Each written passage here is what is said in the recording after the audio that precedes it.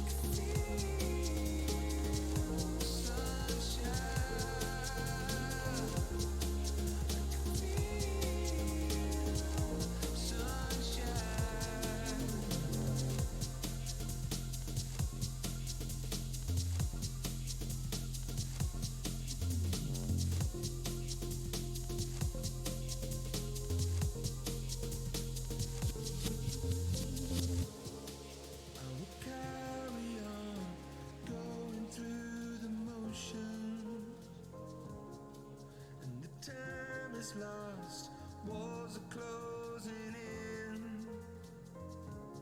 How did I get here? I'm still alone amongst the strangers. I'm anonymous. Through the clouds I see an angel.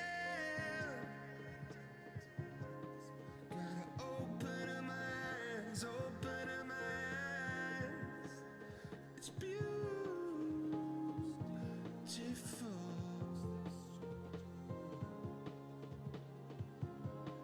Gotta open my eyes, open my eyes.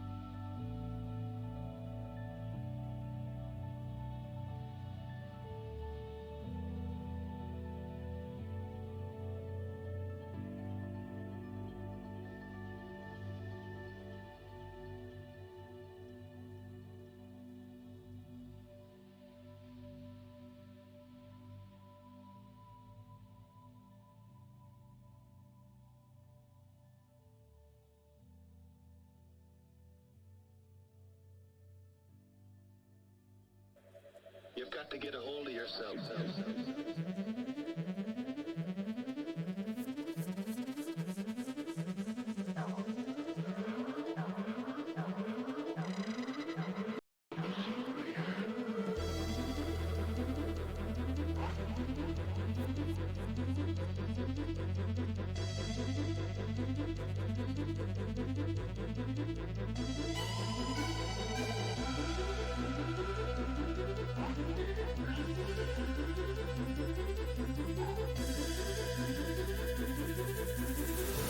Now you're playing with power.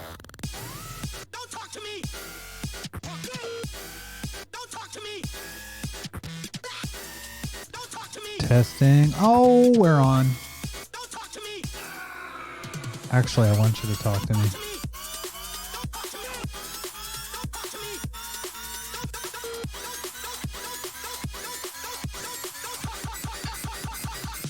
It's the ways of the underground.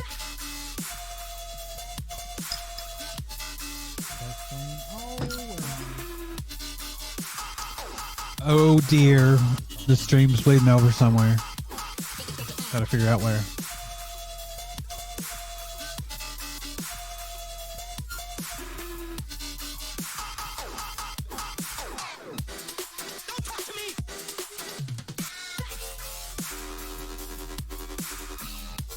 It's only on like 15 different places.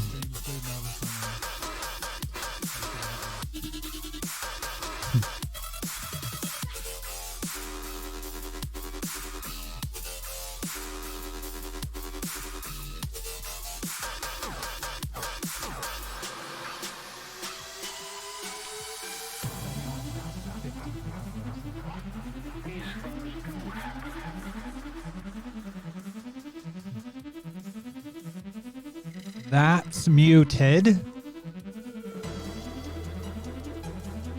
It's not broadcasting.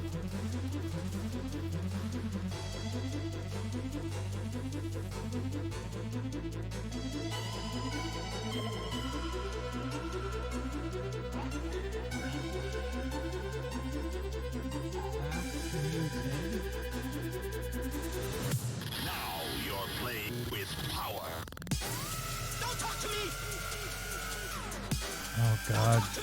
Not a good time for my mouse to poop out. Don't talk to me! Don't talk to me! Don't talk to me! Don't talk to me! Don't talk to me!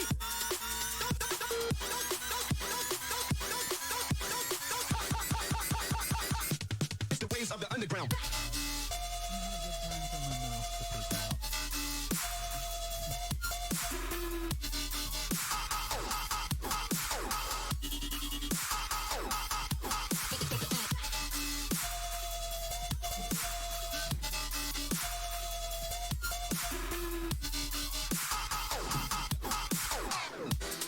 Don't talk to me! Get the technique!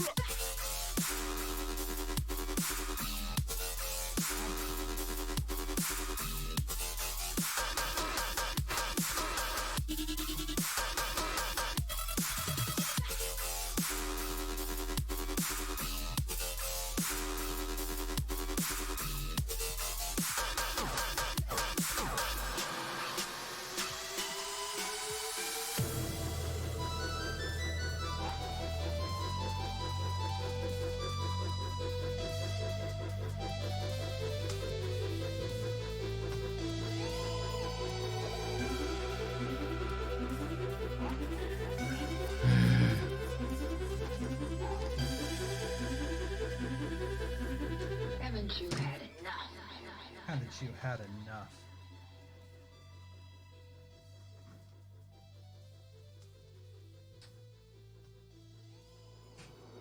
We'll meet again.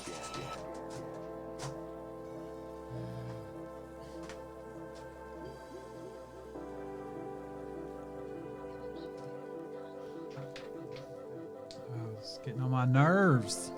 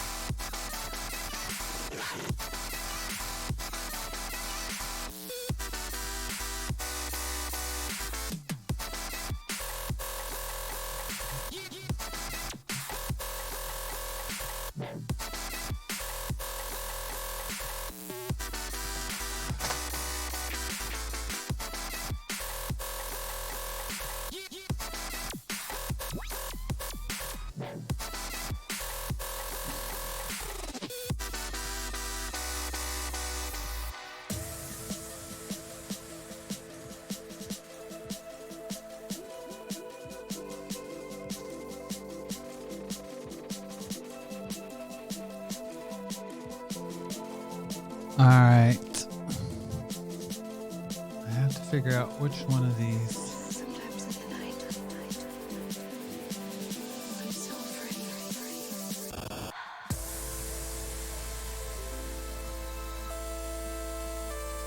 He's bleeding over.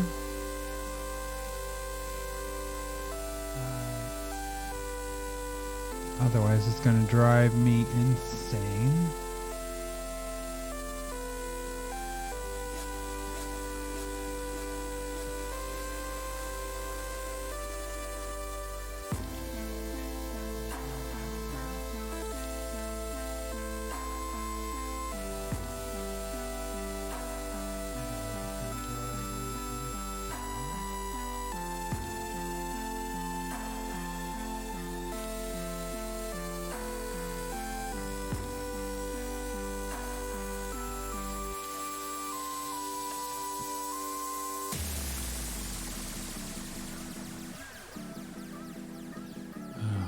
Dear Lord. Above and beyond.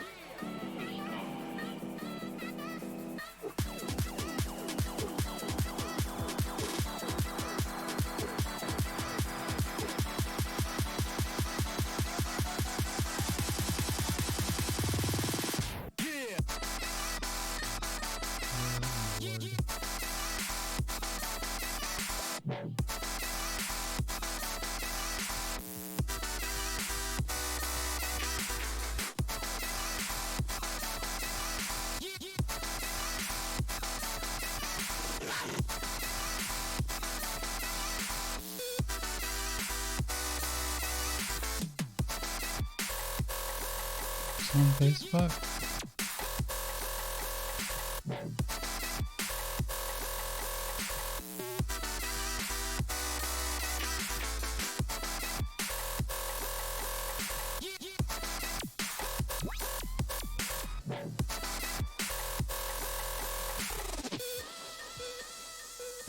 Testing 1, 2, 3.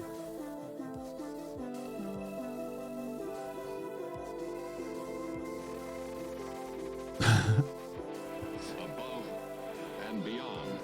648p. I don't, to be honest with you, I'm broadcasting.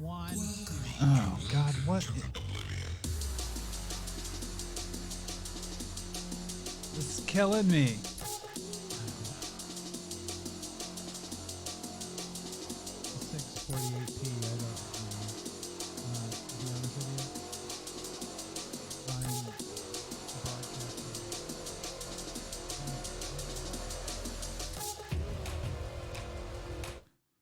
I have something that's feeding back. I don't know what it is. I've only got 57 browsers open. Oh dear.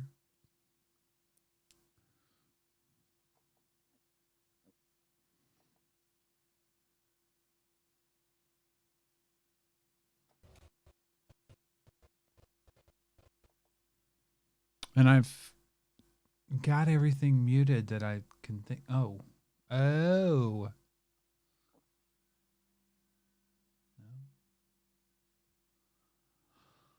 I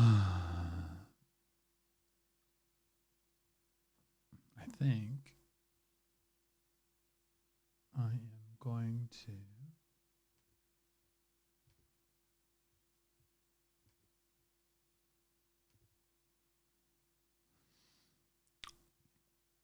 All right, so I don't hear any of it now. So I believe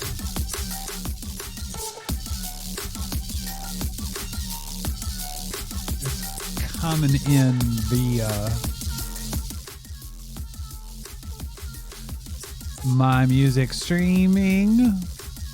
Hopefully I don't hear it anymore. Because if I do, I'm going to cry.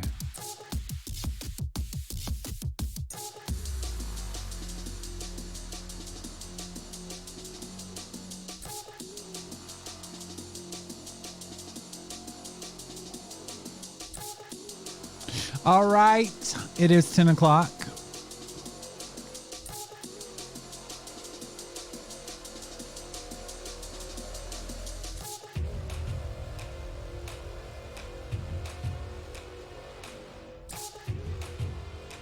Let's see if I can get OBS to be happy with me.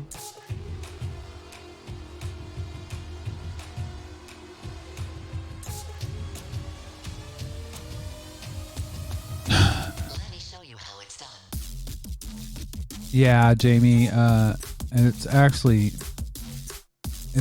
myself that is killing myself. You can hear me now.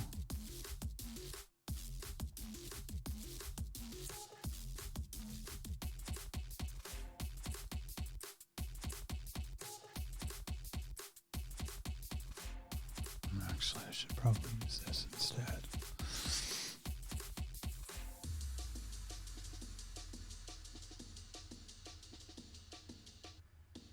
Woo, Jamie. Says she can hear both. And now she can probably see me both. Anyways, so this is my new setup, actually. Actually, this is the tea party. So, I've got some tea. Some actual tea. I wanted to talk as... Oh dear. This kind of sounds like some funny music to play behind. I want to make sure that I'm live on YouTube. If anybody wants to... Oh. I'll be right back. Because if people want to call in, they can, but I have to have my phone to do that.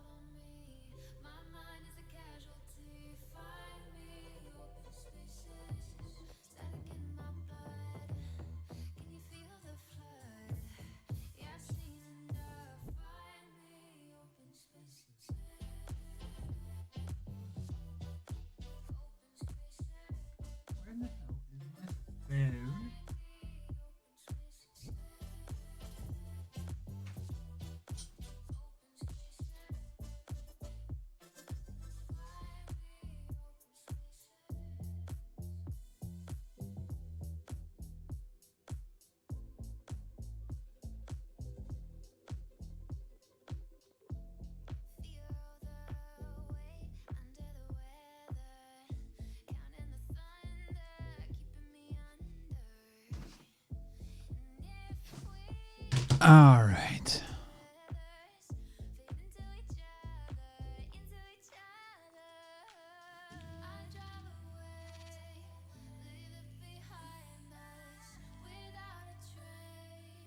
So, everybody, hello.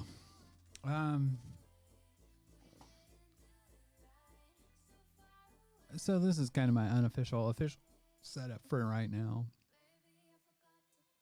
I'm gonna bring the music down a little bit.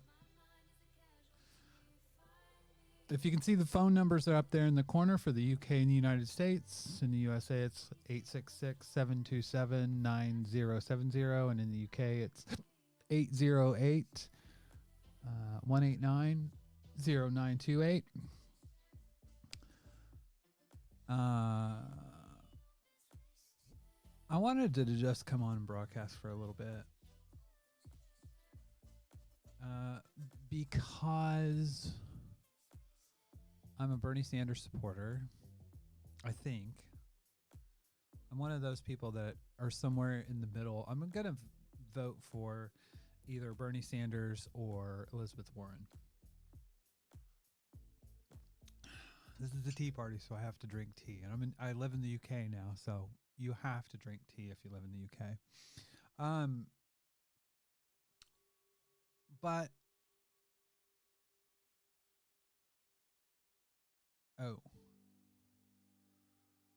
Oh, the feedback. Melanie said she's not hearing it. That is good. I kept hearing myself. So, my biggest issue right now is I feel like it really is Bernie Sanders supporters. Because I feel like, and part of this stemmed from a Facebook conversation I had today or a couple days ago with someone that I actually respect.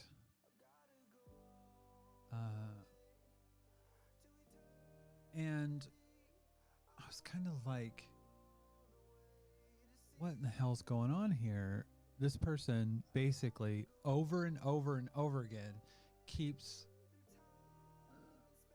like gaslighting me. Saying that basically that there aren't Bernie bros. And I feel like, I'm going to bring the music down a little bit. I definitely feel like that is gaslighting. Because I feel like they definitely exist.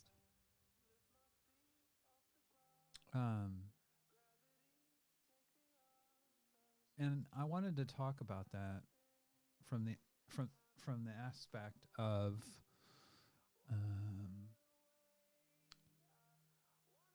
what a Bernie bro is. Because I feel like essentially Bernie bros are part of a cult of personality. And you can't really disagree with a Bernie bro because they're never wrong. They'll never concede a point.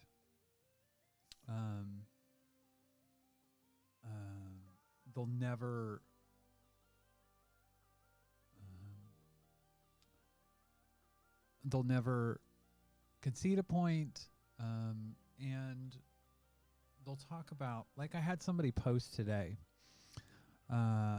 saying Bernie or bust. What does that actually mean? What does Bernie or bust mean? Bernie or bust means that you're not going to vote for anybody else, right? Essentially, that's what that means. So if that means you're not going to vote for anybody else, it's either burn the house down, fuck you if you're if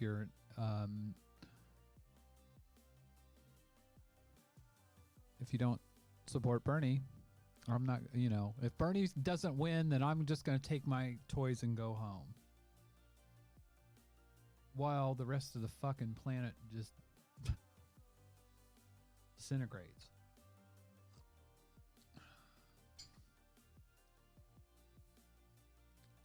And I also think people need to think about this too. Being someone that lives outside the United States, I tend to, I feel like, I almost feel like the world should get to vote for president because the world's impacted. Everything that this president does impacts people. I mean, I live in the UK, and things that Donald Trump does impacts this country.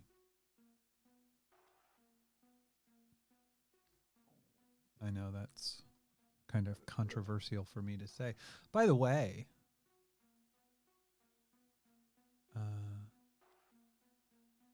how do you like my little background? My tea party. I kind of love it. I'll be honest with you. But I feel like the fact that people will even say that Bernie bros don't exist is gaslighting. Because I think they obviously do exist. I have one problem here. I just realized that I don't have my Discord up. And Jamie J is watching from Twitch. So I'm going to put my Discord on because you could be in the the Tea Party actually has a Discord, but the chat's being replayed in there as well.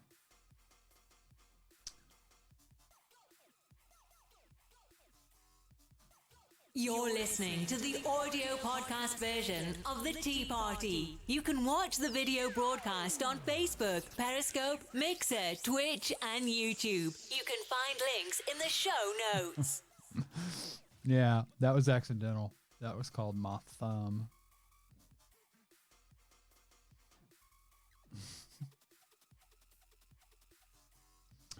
Yeah. So I feel like people that say that Bernie Bros don't exist, they really are gaslighting people. And I do think that they're a lot like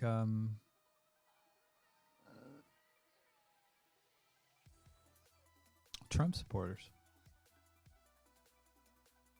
I mean, it's a cult of personality. If you disagree with Donald Trump, then you're a chump. If you disagree with really anything that he says, you get a fucked up funny name. Oh, my light's way bright now. Oops, turn that off. You get a funny name. Sleepy Joe or whatever. But I mean, how different are Bernie Sanders supporters in that they gaslight people saying Bernie Bros don't exist?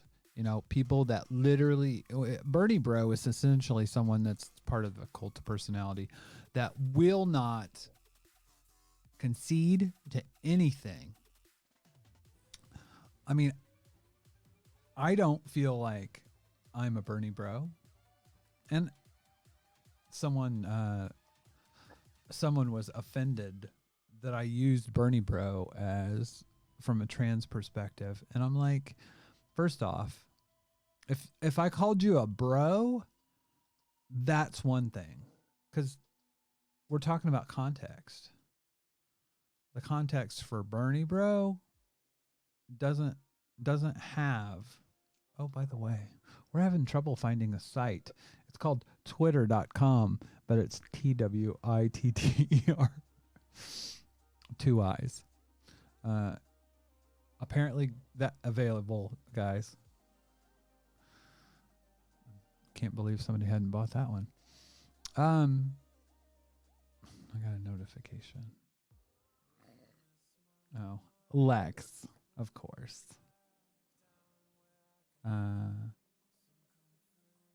By the way, we are on Twitch, Mixer, Facebook, and YouTube. I think we're on YouTube. We are on YouTube. We're live on YouTube.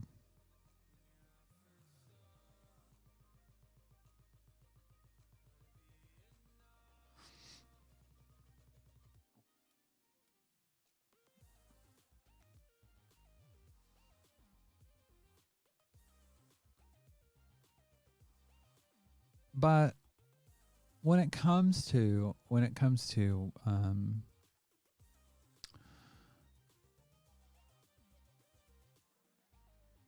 Bernie Bros, the fact that they'll gaslight you, that is one thing. But the fact that they never concede, you can't debate someone that never that basic. I mean, it is like debating Trumpers. Because they will never concede a point, even if it's the most outrageous point ever.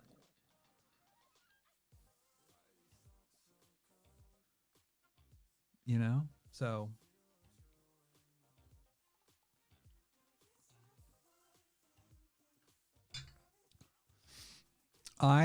there are policies that I agree with Bernie Sanders. Medicare for all. I mean, to me, that's a floor, not a ceiling. I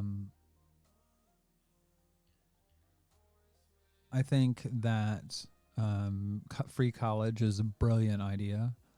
But there are things that I disagree with him on. And policy-wise, I mean, I think he's a horrible campaigner. I think he is racist in the way he campaigns. That being said, will I vote for him? Yeah, because he's the most progressive candidate out there. He's not very progressive from my standpoint, but he's the most progressive. So I'll probably vote for him. It really comes between him and Elizabeth Warren. But I want to get back to something that I hate to go to my own Twitter and look at my tweets, but I did write something recently.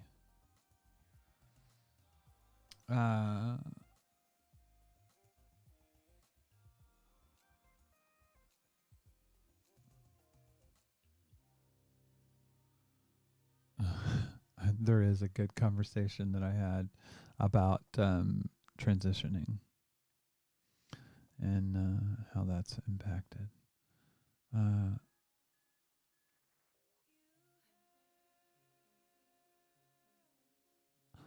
So it's not on here. It's actually on Facebook. So basically what I said was I posted a link to Cult of Personality, the song by in Living Color. I almost said In Living Color. That was a show.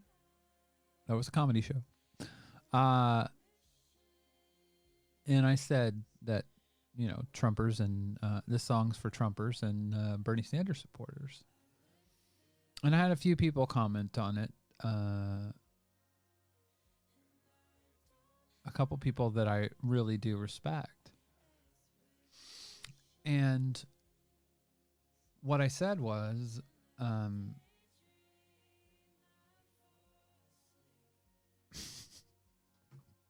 there was a comment on there. Oh, you must are the anarchist I heard about recently. That's really going to work. Good luck with that. Oh, and you ask for what I don't like about Bernie. He yells too much. He's not handsome or beautiful, and he can't dance with a shit. Apparently, I don't know that you can dance with a shit, but he repeats the same messages in roughly the same way over and over again because he is a disciplined politician. He uses gender instead of trans or gender identity. I probably have a few more, but it is not a cult of personality based on smile or looks. It's based on a set of ideals and consultancy. You can steal the ideals, but you can't fake the consultancy. Name call all you want. Vote against him till it makes you feel better. Give Trump 4 or ever how many years he wants, and you'll get another cult if that's how you choose to think about it. Anarchy. Chris Matthews is an MSNBC reporter that was talking about Venezuela and Castro and how about his policy, not nitpicking on his looks or his language. I'm not surprised you don't have any political policy positions. And in all three, I'll probably still vote for him in the primary. I may, you know, they're consistent in their shittiness.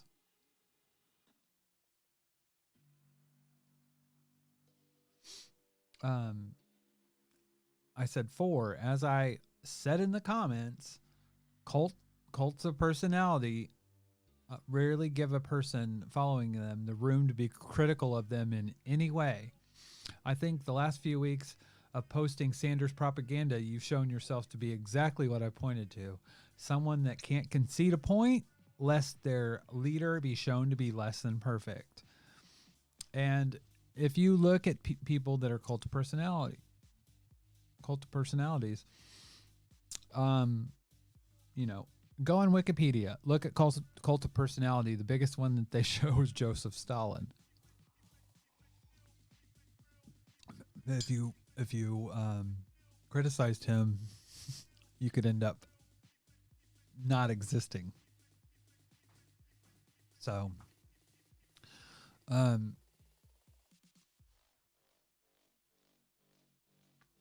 I think having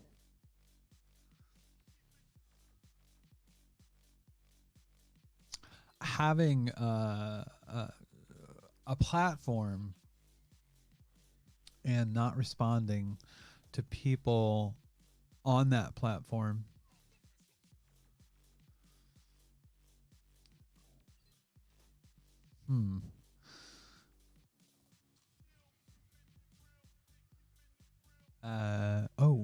for some reason, sorry guys, I am getting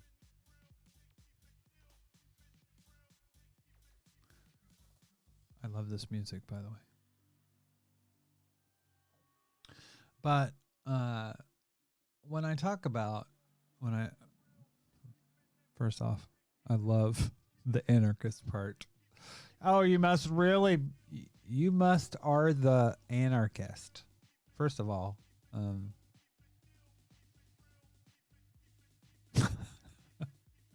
learn your English. Second of all, help me, Jesus. Good luck with that. Which part? You're supporting Bernie Sanders, which he's a democratic socialist. His policies go more to the left towards anarchism than any other politician. So, you know,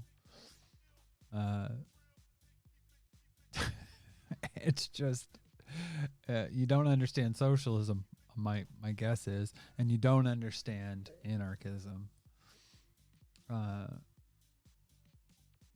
But apparently I'm the anarchist that people have been talking about. What in the hell is that? You know, I think they went and just looked me up on my YouTube channel and saw that I self-identify as a anarcho-syndicalist, and then got pissed off and tried to shame me for being an anarchist. Shame on me for not wanting for wanting to get rid of hierarchies. How dare I? We need those hierarchies. We need them. We need to have a king. Fuck democracy. Fuck the people having a vote. We need kings.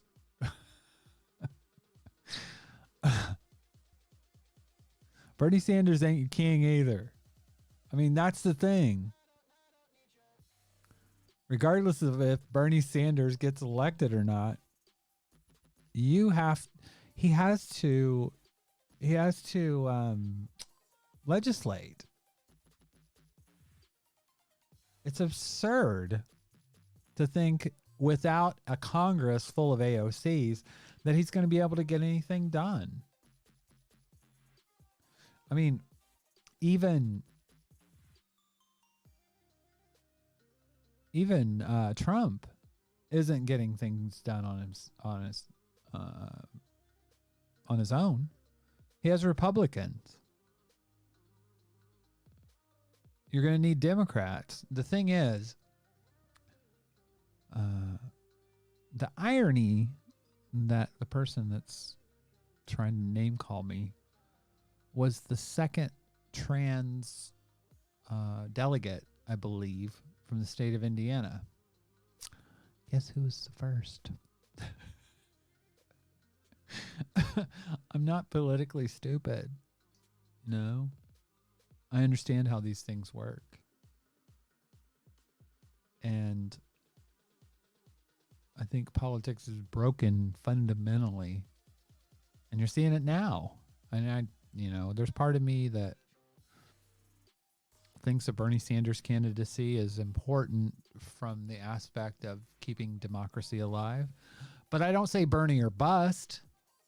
I refuse to say Bernie or bust because I'm not a fucking idiot. I'm sorry, but anybody that says Bernie or bust has a huge amount of privilege, because it's absurd. And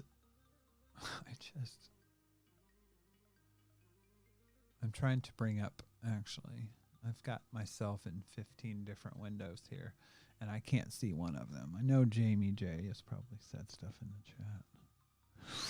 I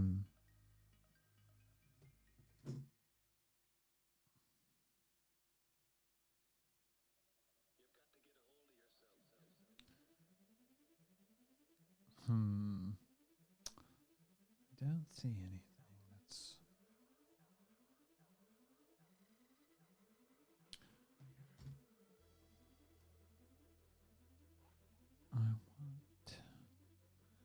I want to make this bigger.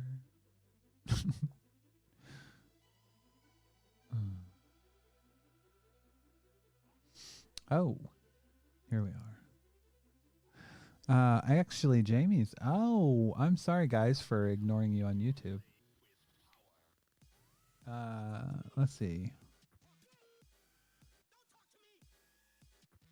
Lex is in the chat. Hey, everyone. I had to come by and say I'm in love.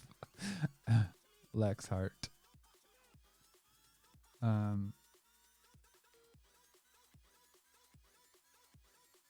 I'm having mouse issues right now, so I apologize.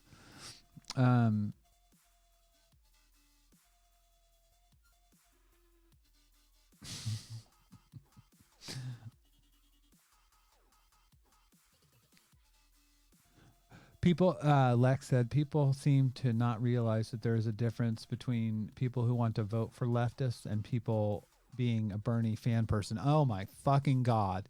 I mean, so I've had issues with people that are what I call stans. I posted probably about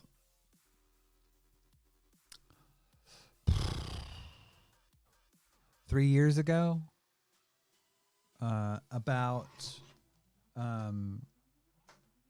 a certain atheist that's been charged or has been a certain atheist that was accused of sexual impropriety. Used to be a professor at Arizona. And basically I made a post calling him out for basically saying that Amber Heard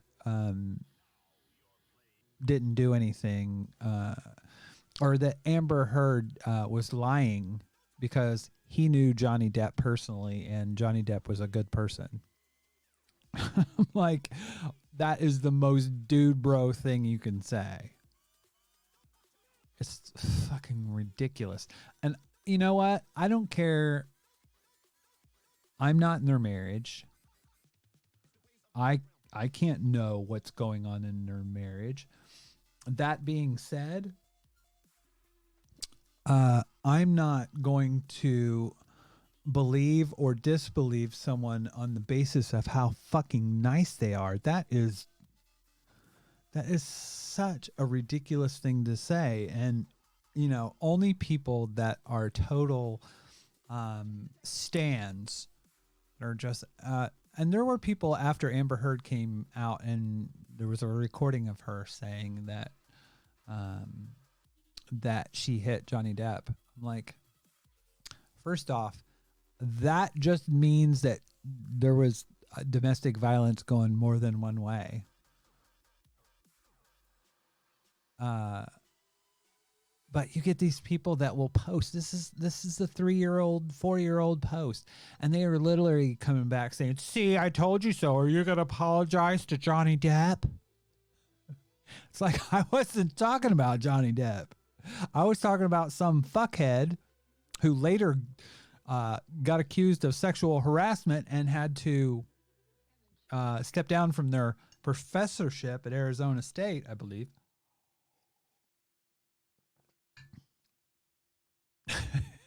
So I'm just like, dude, that's what I was going after. These people are just, it's the same type of thing. It literally is. Now, cult of personalities usually are political, but it stands. These, you know, is there a difference between a stand and a cult of personality? I don't know. Maybe there's the political bit, but Jesus, like, they don't have any idea of somebody doing something wrong. Contextually, they don't care about that. They just want to support the team that they're on. Go team Johnny Depp. Fuck Amber Heard. I'm just like, anyways. So stands, literally, that's what a Bernie bro is. It's a stand. It's somebody that's a part of a cult of personality. Somebody that doesn't give a shit about the truth. And they will never admit to something being wrong. They'll never concede. One of my biggest problems with Bernie is that he refuses to acknowledge identity politics as being a thing, being an important thing. I've had literally things that are what you'd call identity politics. When I was involved with the Obama campaign, that kept me out of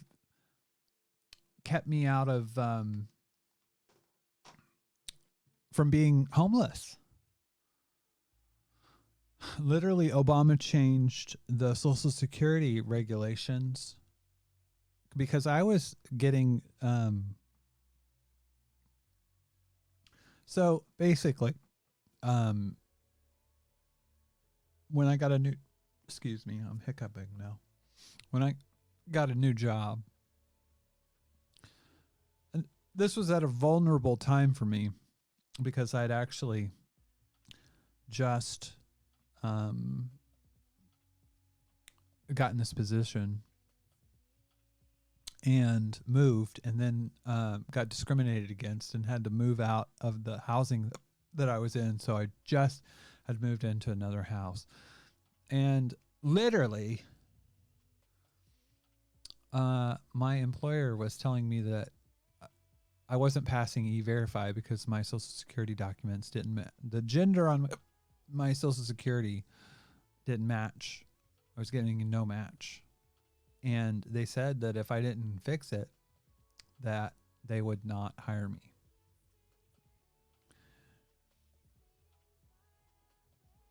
And that literally, like the fact that no match letters became a non-issue because with the Social Security Administration, they don't do that anymore. That was an Obama era policy. Lord knows if Trump does. Probably shouldn't say anything. But So that being said,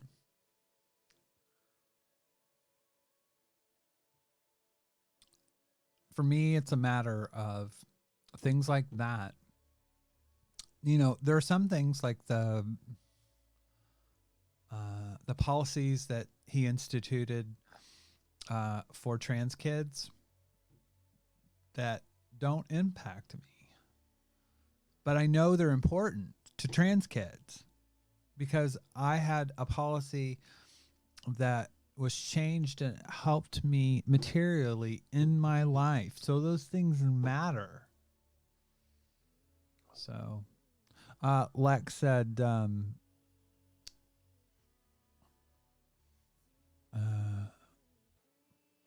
I thought Stan came from an Eminem song. Yeah, that's true. It does. Because Stan was literally the person that kidnapped his girlfriend and put her in the trunk, and I guess he was so like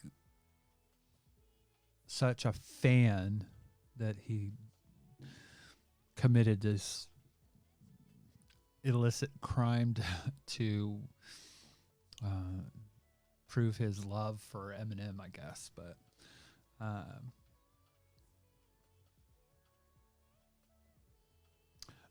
Jamie J says politicians are celebrities and parties are the sports teams. Yes, it's tribalism. And that is how it's packaged. That is how it's produced. And that's how it's sold. You know, and Jamie J also said, my grandma is voting Trump and it's, quote, nothing personal. I just have to support my party, unquote. You know, I have something to say to that.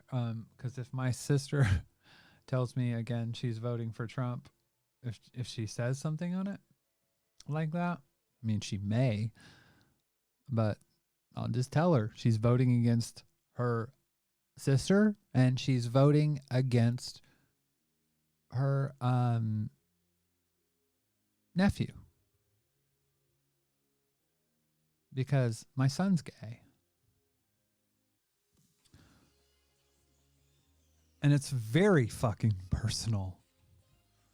You know, I don't live in the United States anymore, but still, American policy impacts me because I'm an American. But it really impacts my son.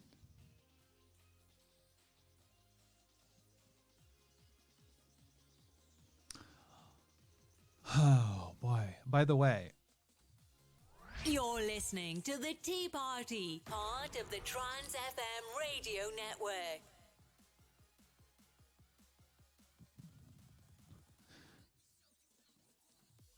so when people say it's nothing personal, yeah, it's very personal. It affects our lives. There's nothing more personal than that. How does this get any more personal?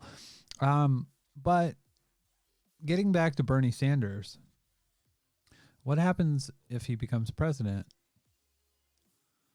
I mean, how will policy be made? How will, if you have these people that are essentially following in the footsteps of Trump just on the left,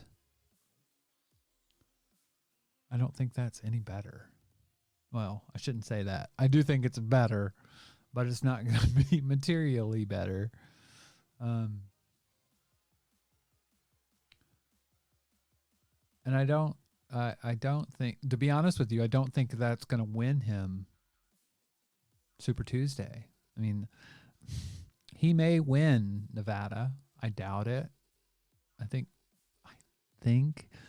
if I had to guess, that either Pete Buttigieg or maybe Amy Klobuchar or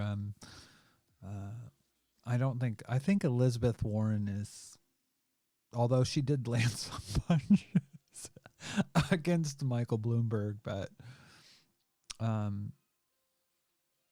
again, For me, it does come down to Sanders or Warren because of policy. But how many people can say that?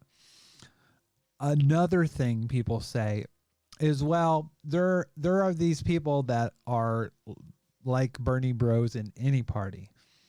That's not true either. That's not true either. Do you name me one other candidate besides Trump that will say Amy Klobuchar or bust? How many people will say if Elizabeth Warren doesn't win, I'm not voting Democrat? You don't have that. Bernie Sanders is the only one that has people, well, in big numbers. And it's, it's nothing against Bernie Sanders as singling him out as a candidate. It has to do with, and Jamie J in the chat just said, this is a problem inherent with using populist language. And I agree. I think that when you use populist rhetoric, basically you create a cult of personality. And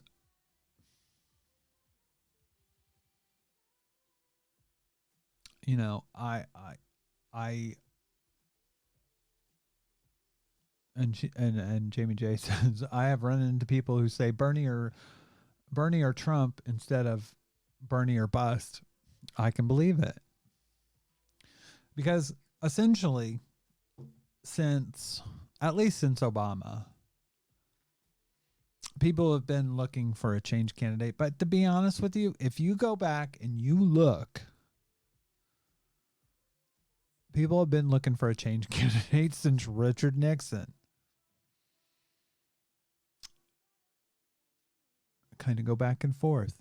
I mean, how many presidents had more than 2 terms? Bill Clinton, Ronald Reagan. Oh, did we get?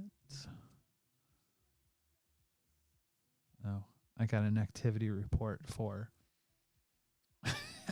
for Butterfly, the transgender dating website.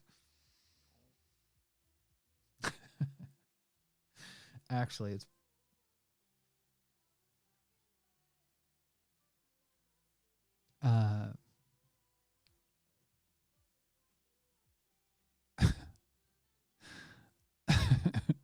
maybe we can get a sponsorship. But to be honest with you, it's the first trans dating website that I've been on that isn't.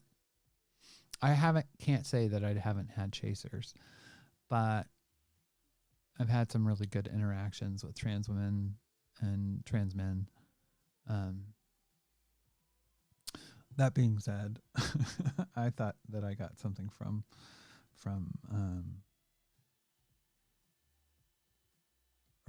somebody calling into the show, and it totally isn't. It's actually a weekly report. So anyways, I don't need to know about my weekly dating on but yes, Obama had 2 terms, and George W. Bush had 2 terms. That being said, who did they run against him? Think about the candidates that were run against these presidents that have 2 terms. John McCain ran against Obama. He was a Republican establishment candidate. Anytime Democrats or Republicans run a candidate that is not a change candidate, they lose. Unless the other party is running an establishment candidate. Bob Dole, establishment candidate. John Kerry, establishment candidate. I mean, you look at the people that won these elections, they weren't change They weren't advocating change. They were advocating kind of, I mean, Obama was the big one that came along and said hope and change and all the stuff, and not a lot hope. I had more hope and then got change. As a trans person, he was great from the aspect of, the things that he did change. Honestly, I want somebody that has the policies of Bernie Sanders, but has the policy action trans-wise of Obama, because Obama was the best president we've ever had for trans people, bar none.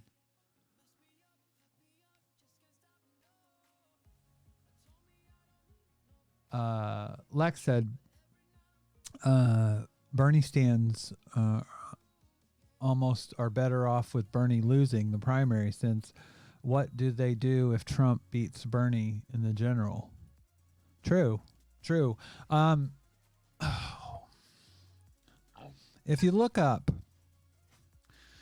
oh God, it's from an old WordPress blog.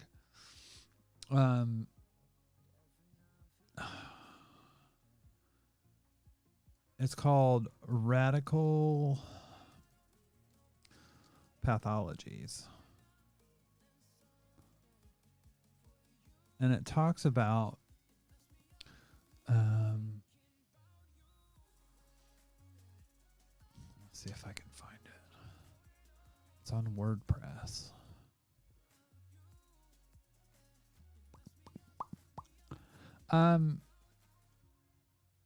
But it talked about radical pathologies, and these that's did Obama poop smear. Nice name, by the way. Did Obama endorse Bloomberg? Why is he in a lot of Bloomberg commercials? I think because Bloomberg is trying to paint himself in the light of Obama, which I don't think could be very successful, especially after he got ripped apart. I think if anything that Elizabeth Warren did for this. By the way, poop smear, welcome to the Tea Party.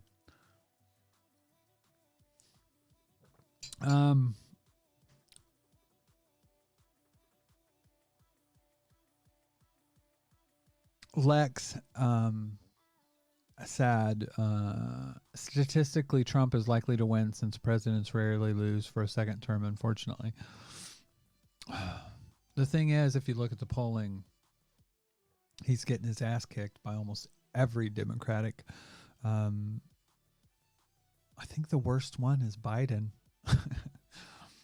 That being said, I feel like the Democratic Party is already trying to put their thumbs on the levers of the election cycle and pick their candidate. I personally don't. I think it's up in the air on. Somebody made a point saying in the primaries we need to elect the candidate that is going to beat Trump. And I'm like, that's not how you win elections. It's not. I mean, fuck. Maybe it's because I'm from Indiana and we've had a long history of Democrats running as faux Republicans, but not that bad. Or in Wisconsin, people would run against Scott Walker instead of running for the office and defeating him on policy. And people had to get sick of him and his union busting and all that stuff before they ended up kicking him out.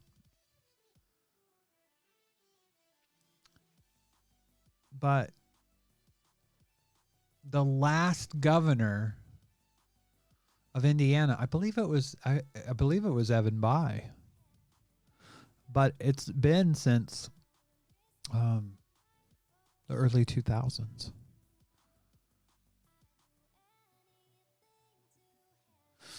Poop Smear says, I thought Klobuchar would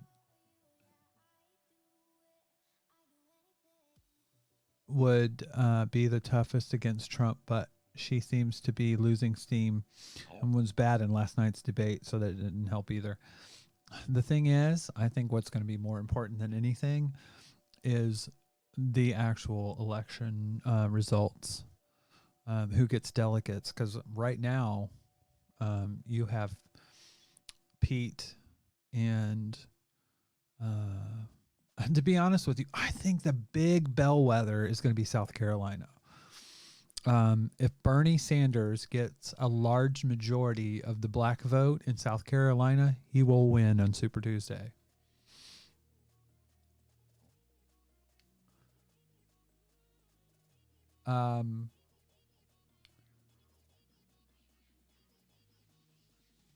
As far as I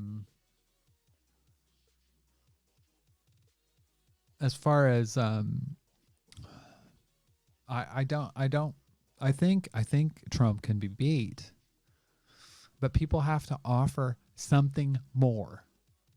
They have to offer. I mean, that's the brilliant side of Bernie Sanders, is he has offering change. He might not be able to deliver on it, but he's offering it. That's what Obama did. Obama was a change candidate. He wasn't a change president. He had an economy that he had to save. And to be honest with you, he had to save the bankers, which I don't really agree with. I mean, honestly, as someone that was a huge supporter of his, and I was actually an Obama delegate in 2008 for Indiana, there was two trans delegates for Obama in 2008, 2 LGBT, I believe. And that was me. And that was Vanessa Edwards Foster from Texas, from Houston. Obama, people will sit there and say Obama wasn't was an establishment candidate. He wasn't. They put their finger on the election for Hillary, and she still lost. Bernie's biggest problem was he didn't follow in Barack Obama's footsteps as far as constituency. And I don't see, no matter what this person on Facebook says, I haven't seen them change that behavior. Not reaching out to minority communities. But that being said, if Sanders has a good showing with the black community in South Carolina, I think that will be a sign for Super Tuesday. But for me, that's going to be the poll that I watch, because what Bernie Sanders seems to not want to accept is that it's not these Rust Belt Republicans. It's not Joe Rogan viewers that are going to kick him into the White House. It's going to be black women. Sorry. White Republicans have not voted. White Republican men or white men have not voted for a Democrat since I almost said Andrew Johnson. since Johnson in 1969. And so you're talking almost you're almost, well, you are talking over 50 years ago. That's not going to happen. You're not going to have you're not going to get white males to vote you into the White House in the Democratic Party. You'd be better off running third party. I mean, you're still going to lose, but you're not going to run the tables on Republicans and win the Rust Belt. Sorry. You know, there are purple states. Obama won Indiana, I believe. But it was because they ran John McCain. They ran Mitt Romney. Establishment candidates.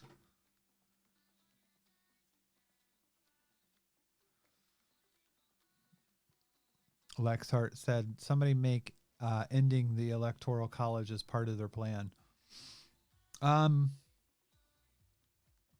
do find it kind of odd that those people that were just so pissed off about the Electoral College said nothing about Pete Buttigieg's win in Iowa, because Bernie Sanders had more votes. I mean, Lex, I agree. I think it's an archaic system. In fact, you know, I said, if you go to my blog, which is Abernathy, God, I have a long fucking name, .co.uk.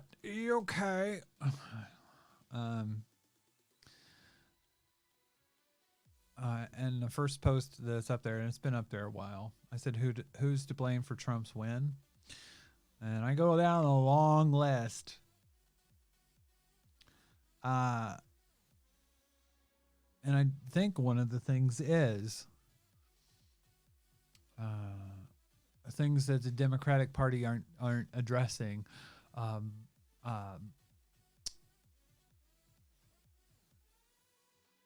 Like, I mean, I don't think Russian hijacking was the biggest, because honestly, it was tiny. It was tiny.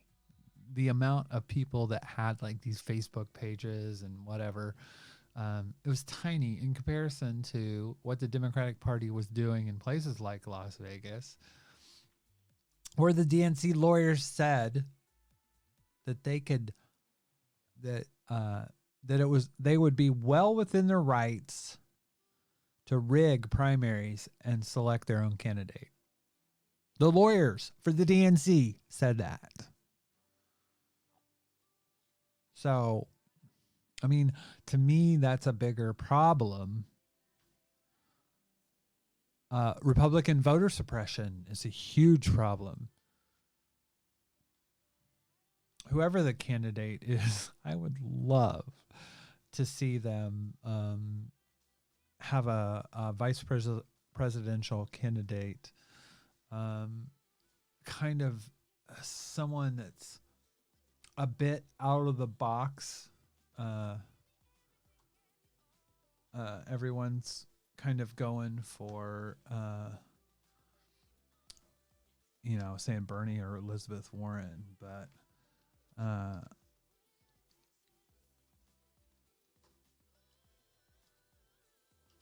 I think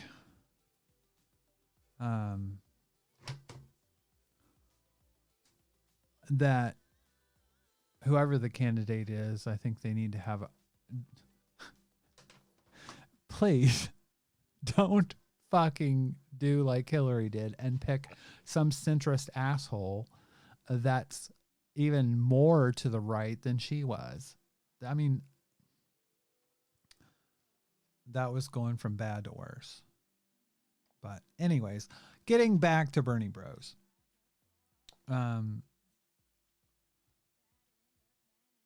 By the way, if you would like to call in and speak to me, you can, and we can talk about other things from the Sanders campaign. But I do think that Bernie Sanders supporters need to get outside of the rhetoric and actually engage in policy conversations, and not these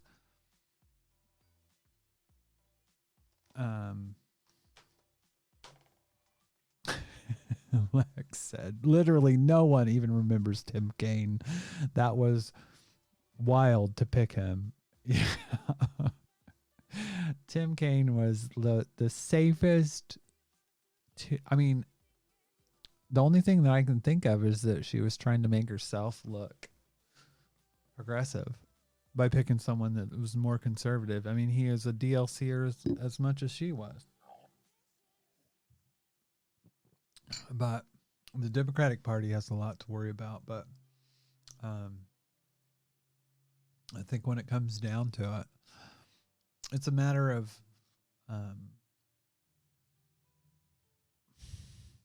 whoever the candidate is, that people have to think about policy before people, before ideologues, before these cult of personalities, and before, you know, Team Bernie or Team Klobuchar or whoever the fuck it is. People need to focus on policy. So important. These policies are so important.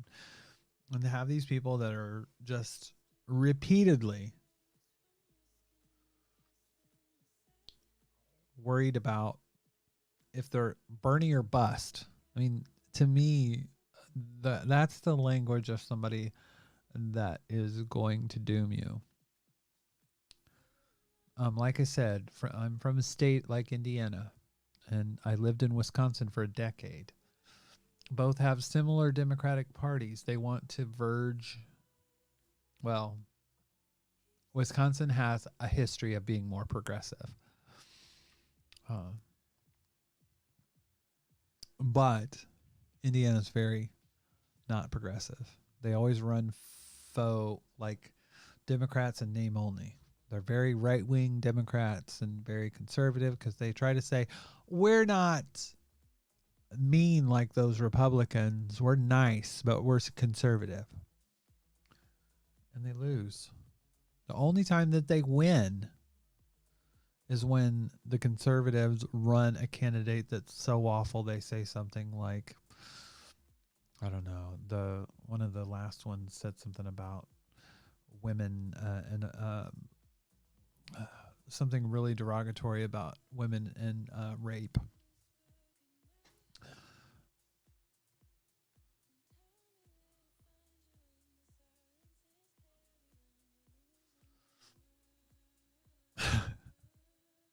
Well, and Lex earlier, I believe, or it may have been Jamie, that made a point about almost like Bernie stands wanting to lose, because then they have something that they can continually be mad about. And we were robbed. We were robbed of this election. You know, if they get their I mean, and to be honest with you, there was a path to beat Clinton. And Bernie and I witnessed it in Wisconsin. He didn't engage. I volunteered for him in Madison, Wisconsin, and it was not called back by his. Did my stream die? Let's go to restream. Or not restream, but caster. Looks like I'm on caster.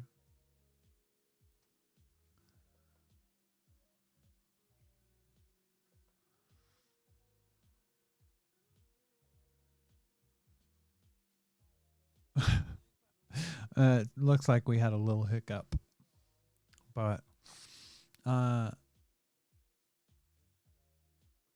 Lex says, when Bernie Sanders inevitably does a drone strike on some unlucky country, will we even be allowed to be upset?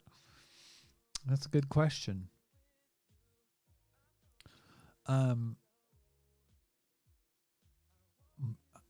My biggest problem, and I'll give you another example of Bernie Bros. I complained about.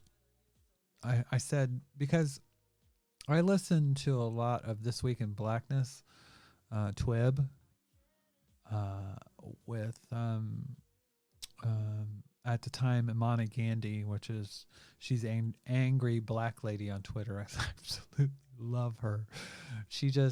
I don't always agree with her politically, but she just really picks apart Bernie supporters. But on Twib, they would talk a lot about what is your day one policy. I mean, they were saying this about Hillary as well. They're like, what is your day one policy about police harming black lives? What's your day one policy? You have a day one policy about Alzheimer's, but you don't have one on police violence against the black community, about especially black men. What's your day one policy? So, and I mentioned this.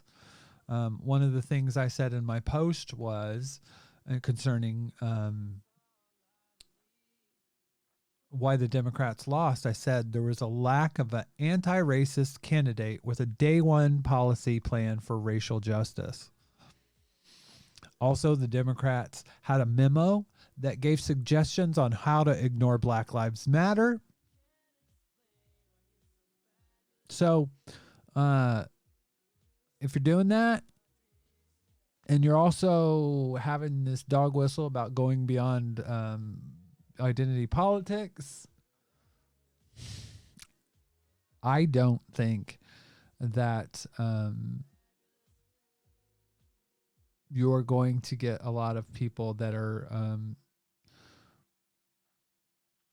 in the African American community, in the black community, to vote for you if you don't have a day one policy.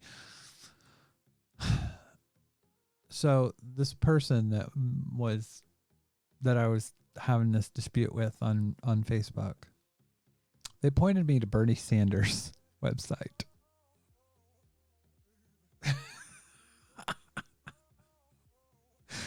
You know what Bernie Sanders' website? Let's see if I can find it.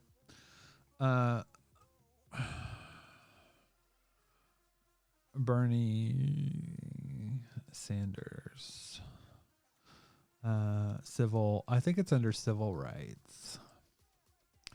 If you go to his website,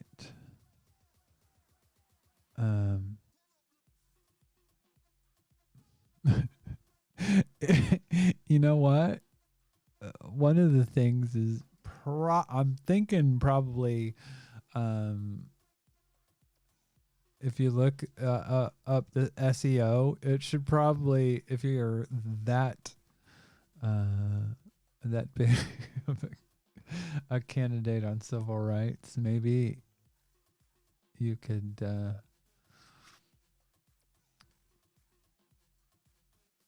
let's see.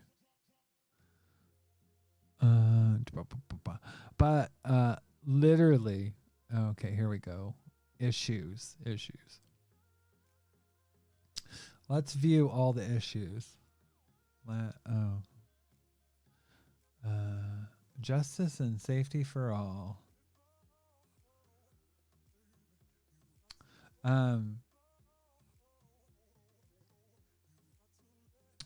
Ensure law enforcement accountability, robust oversight, including banning the use of facial recognition software. Okay, I like that specifically. But literally, this person pointed to where he said that there needed to be police reform. It was a one-line thing. It was not a policy position. It was an idea. It was a vague idea.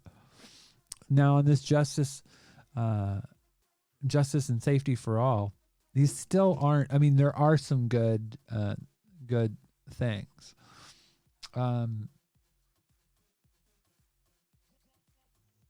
Cut the national prison population by half and end mass incarceration.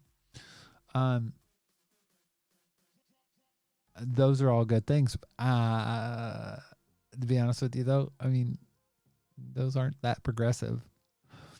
There's I thinking of a prosecutor in Philadelphia that's a hell of a lot more progressive. But that being said, what are you going to do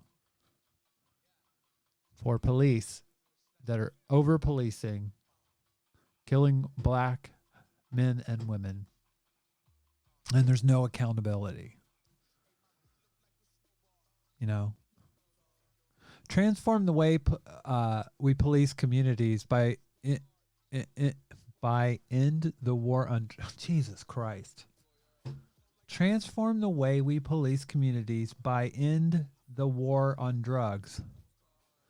This is his website. This is BernieSanders.com/issues. You can't even fucking write this. I mean,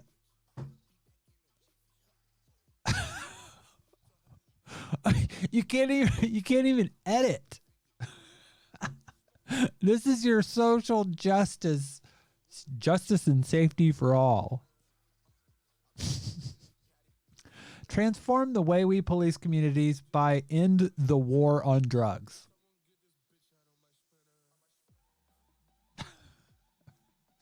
Okay. By legalize. Who the fuck wrote this? Okay. First of all, it should be transform the way we police communities by ending the war on drugs, not end the war on drugs, comma, by legalizing marijuana, comma, and expunging past convictions. This is, oh, Jesus Christ. Who wrote this? Who wrote this crap? But there is nothing in here that talks about holding police accountable. And there's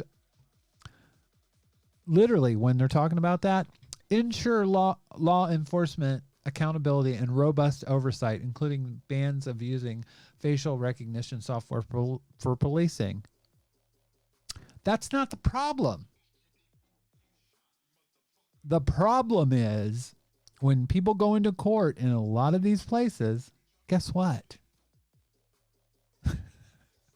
The cops get off for one reason. They get off because they say they felt threatened. It's about their feelings, regardless of what happens. As long as they felt that it would that it was justified because they felt threatened. It didn't matter the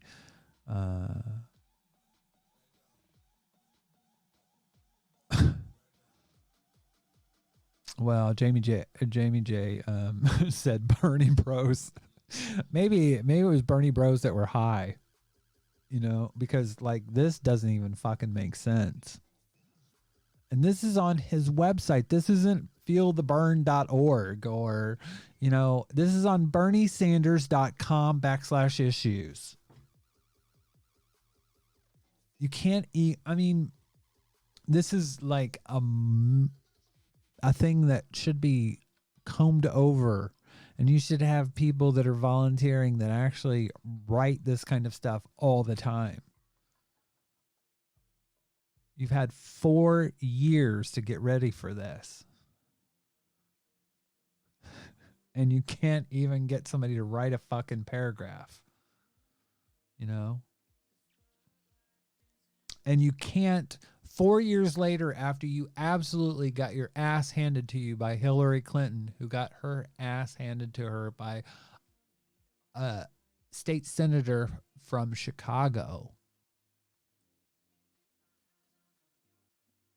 you think you'd have some ideas come to the forefront when it comes to holding police accountable and making sure that the justice, I mean, literally, what this person linked to was where they said that police would be held accountable. What are you talking about? What needs to happen is police need to be judged on their actions, not on how they were feeling.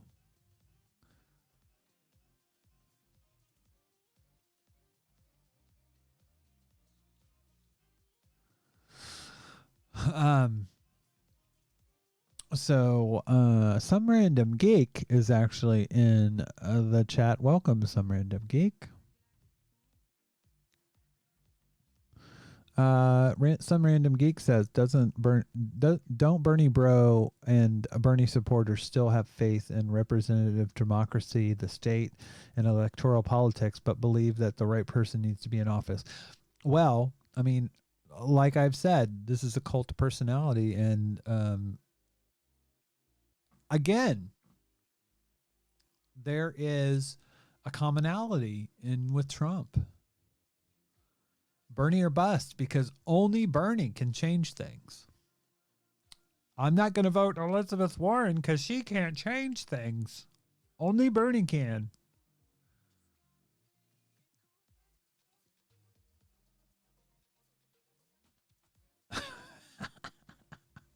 Some random geek said Chapo Trap House called their podcast that for a reason. Yes.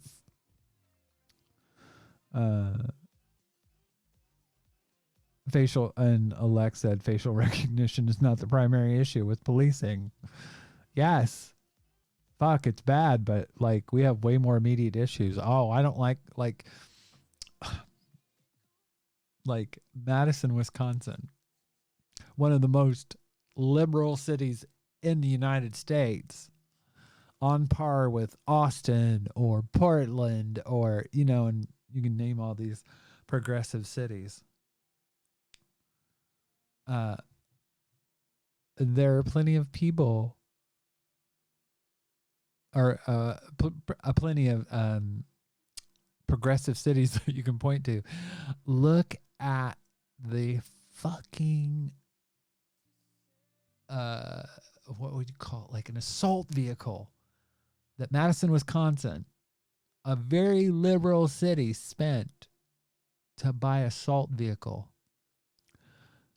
When you buy vehicles, tactical vehicles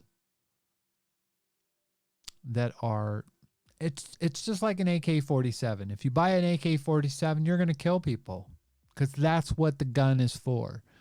When you have a vehicle that is a vehicle of war, you're going to war with people. And that's people, policing as it is a war on people. I mean, I used to think that all cops are bastards was something that was kind of harsh. But I don't really think that anymore, because I don't think it's like saying Black Lives Matter. You're not saying that white lives don't matter. What you're saying is Black Lives Matter too. And when you're saying all cops are bastards, you're not saying all cops are bad as people. And Leto, a while back, said something to the effect of, policemen can come to Pride, but they don't have to come as cops. They can come as people. And I have no doubt that there are cops that are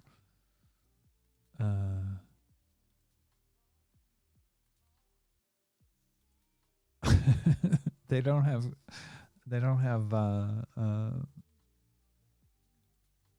Jamie is distracting me in the chat. Don't tell them the reason I have an AK. But all cops are bastards. You're talking about institutionally. They have to be. They have to be. If they're not, they get booted the fuck out. I mean,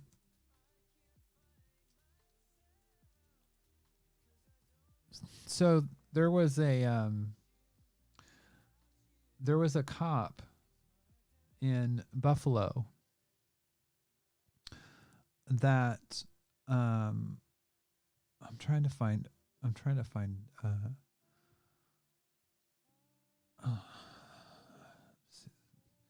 see what her name is.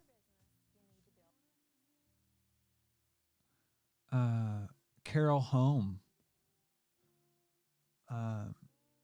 She was a cop in Buffalo where this cop was beating the shit out of someone else. It was a homeless guy, I think. Or Carol Horn is her name.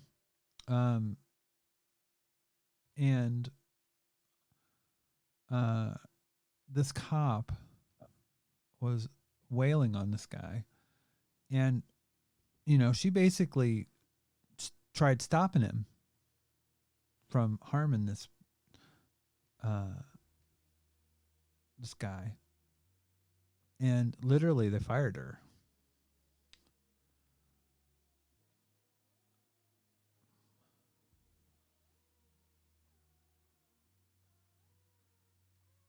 Yeah.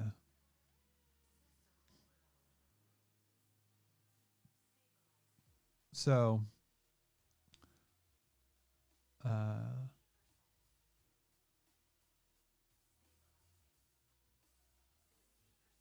Buffalo's had a problem with again, because this was in 2018. It said, "Who could forget the scene outside of last year's State of the City address? Dozens of protesters lined the sidewalks and eventually blocked the streets, demanding justice after 20-year-old Wardell Meach Davis died in police custody."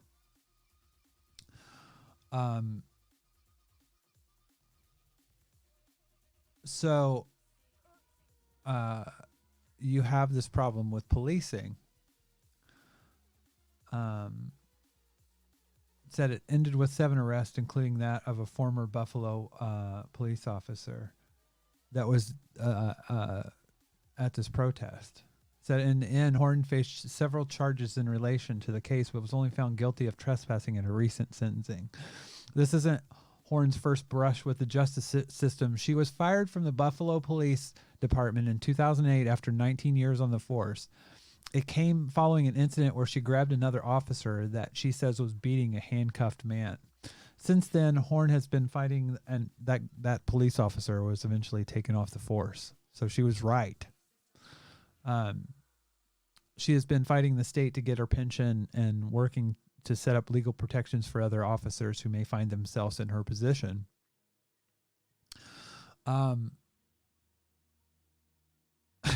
Literally. This person that says, you probably shouldn't beat the shit out of this handcuffed guy. She gets fired. It's institutional. All cops are bastards. Because if you're not, you get fired. So, but there's nothing in Bernie Sanders' platform that talks about how to dismantle institutional problems with police forces. And you can even sit there and say, well, neither does Amy Klobuchar. Well, she's not the progressive candidate.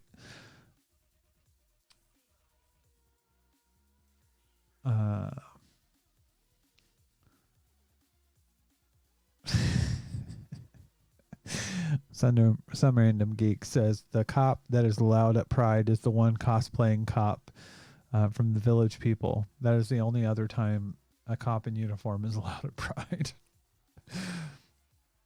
But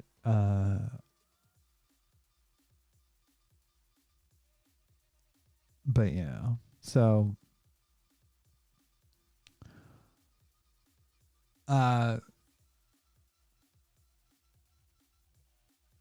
when you're the progressive candidate, you had that here in the UK. You had people that would talk about, oh, Jeremy Corbyn this and Jeremy Corbyn that. And,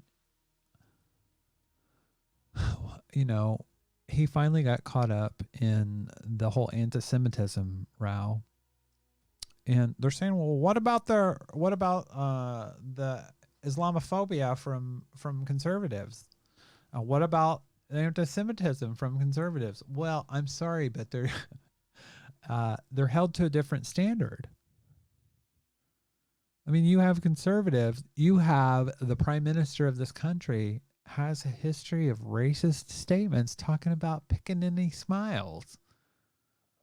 Literally, it's like it's a slur that is like blackface.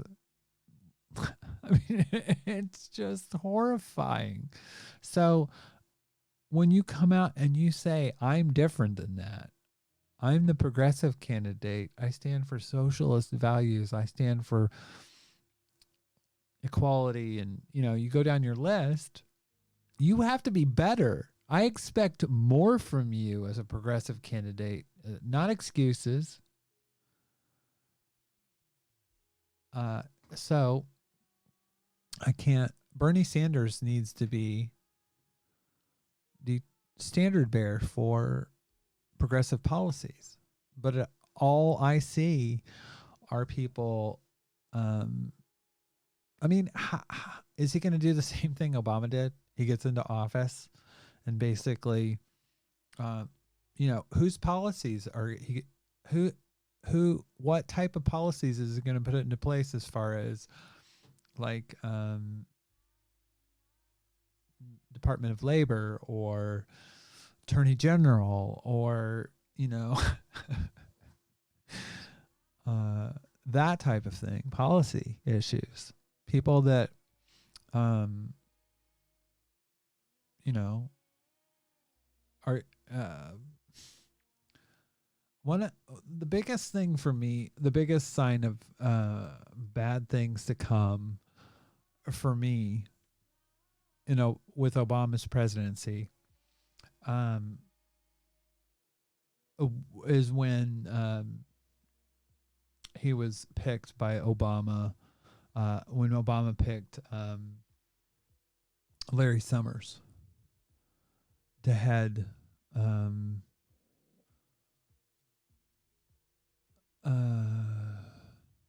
what was it? I believe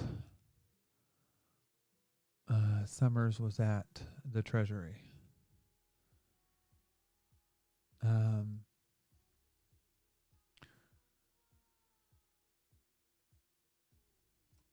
But he was part of the Obama administration.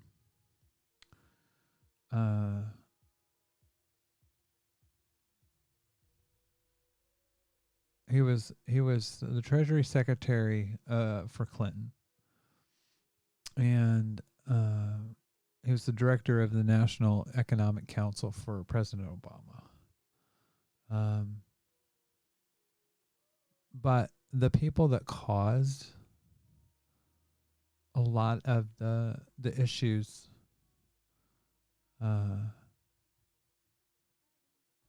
in the bank. Oh, Leto. Were your ears burning? Because I was just talking about you.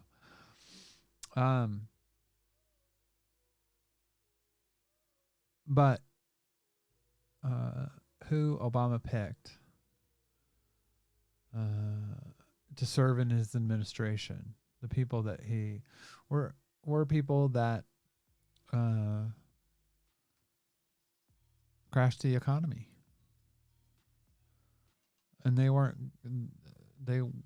not going to change it in fundamental ways. They were going to uphold it. And you see the same things happening over and over again. Is Bernie going to change that? I don't know. Is he going to pick somebody like Krugman as a economic advisor, or Richard Wolff? Are you going to have Richard Wolff at the in Labor Department? You know.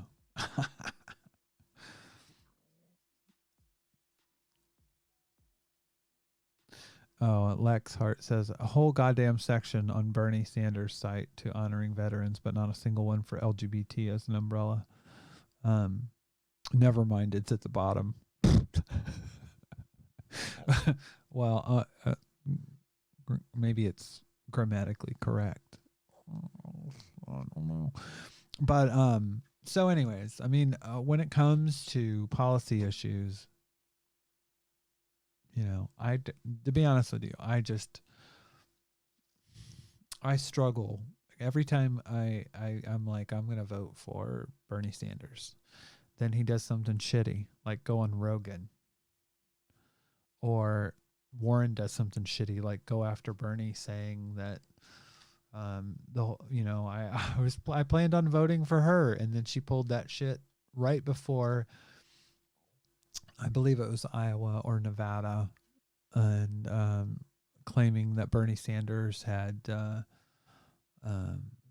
had a what do you call it, like a private conversation with her, and said that a woman couldn't win, and suggesting that was somehow that Bernie Sanders is sexist. And A, I don't believe that. B, she should never talk about a private conversation she had with him. That's a shitty thing to do. Even if he said it, what's the context? Are you talking about the political reality? That's not misogynistic. That is the kind of what that suggests, by somehow making it about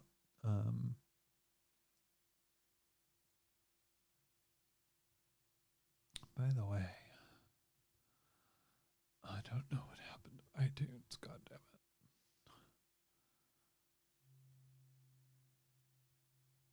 I want my music back up. Because I have no music.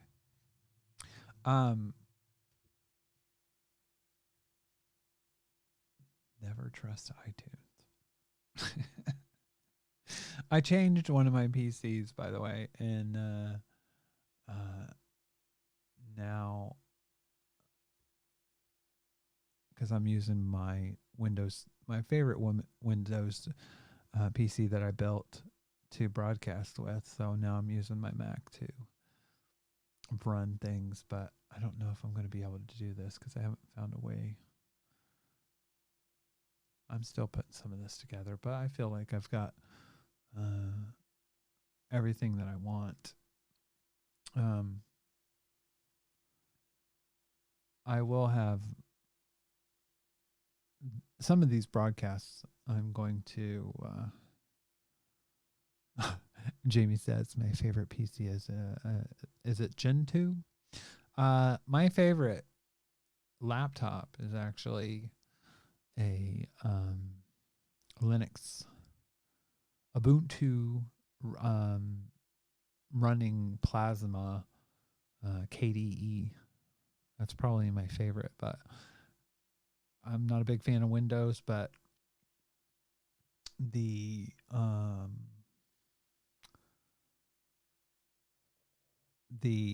OBS software has more compatibility with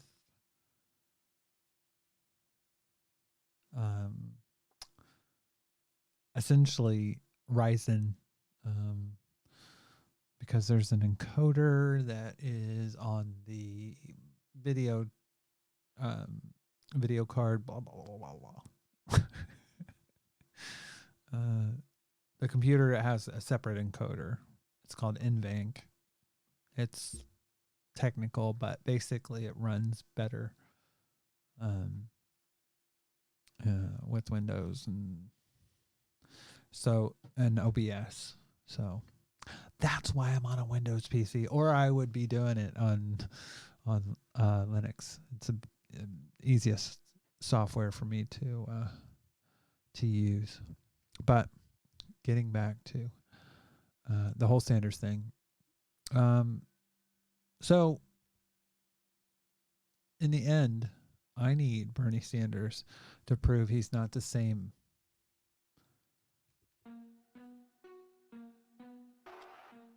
as he was last time, and I still feel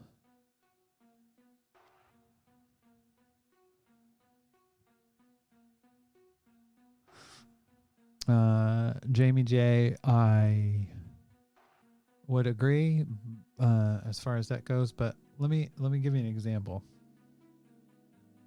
Right now I'm only running when it comes to the stream, I'm only running I had to dial it back a bit. I had to dial it back for Periscope because I'm on Periscope right now. But I couldn't run it at a high bit rate.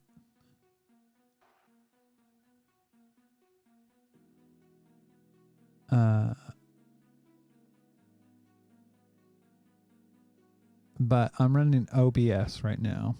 I've got Firefox open with multiple tabs.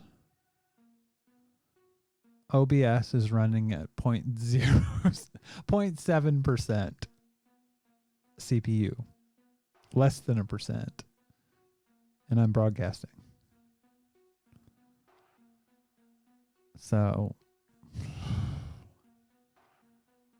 you know, I'm sure I'm gonna tweak this. I don't know if I'm gonna stay on Mixer or on. I think I may stay with Twitch, YouTube, and Facebook.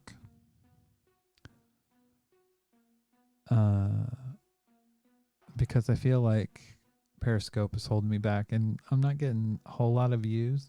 I do get a lot of views after the fact, like people will watch afterwards. I don't know. We shall see.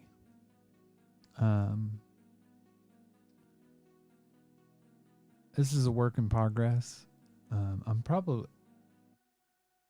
By the way, I'm done talking about Bernie, officially, but we can geek around. If anybody wants to call in, I can do Zoom. Or you can do it on the phone. By the way, I have a message from someone on Butterfly. Oh, please don't be creepy. Please don't be creepy. Please don't be creepy.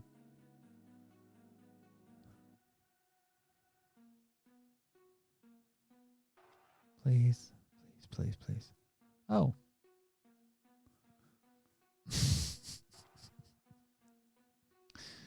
Oh, God. I had a... Sometimes I message people. That wasn't bad. I haven't had a bad experience on Butterfly. I've had some kind of not sketchy, but definitely not.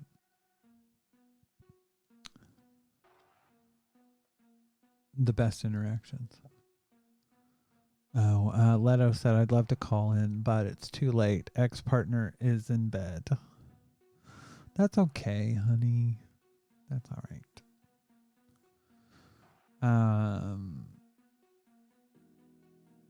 So when it comes to like the geek stuff, I'm not gonna. I mean, this is a monster machine. It literally is running OBS at.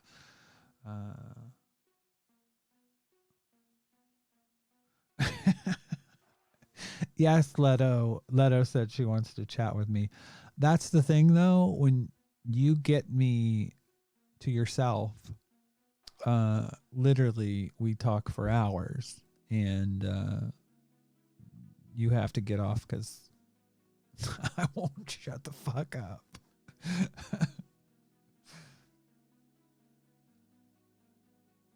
Actually, the encoder is NVENC, from what I understand, is part of the. It's a separate chip on the GPU, So it is separate. So and Ryzen is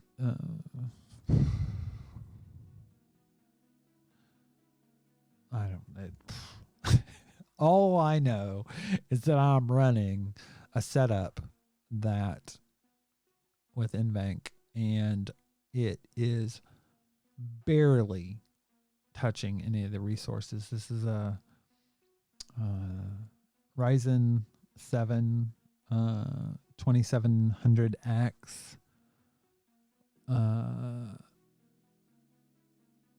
And it's got 16 gigs of RAM, and it is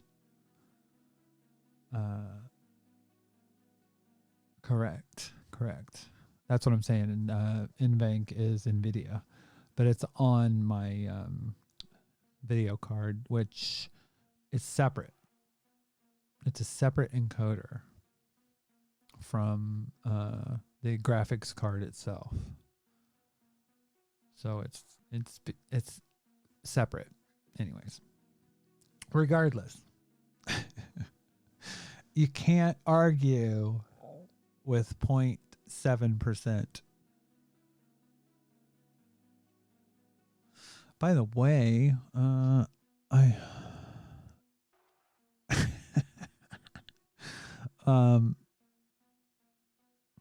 yes. Leto's like nerd alert. Yes, this is a special kind of nerd alert. This is the kind of nerd talk that is like OBS nerd talk, like OBS / hard computer hardware nerd talk.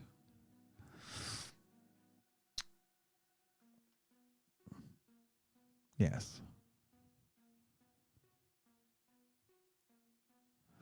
All right. Well, okay. So you have your you're talking about encoding, but I'm talking about CPU usage overall. And I can pull up my stats for my GPU as well. It's chugging right along.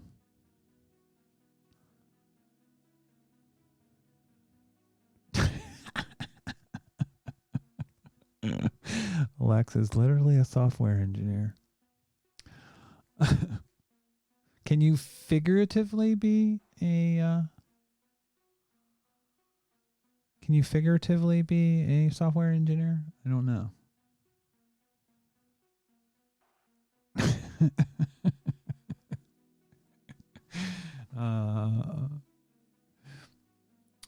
Anyways, I'm happy. The more that to be honest with you, the only thing that's really pissing me off right now is the fact that I spent about 30 pounds more and got a case that is worse than the one that was the next step down, because while it's very cool, it's got these RGB fans on the front. The fans are cheap and they're loud. So now, right now, you probably can't hear it because of the mics that I have, but it's going.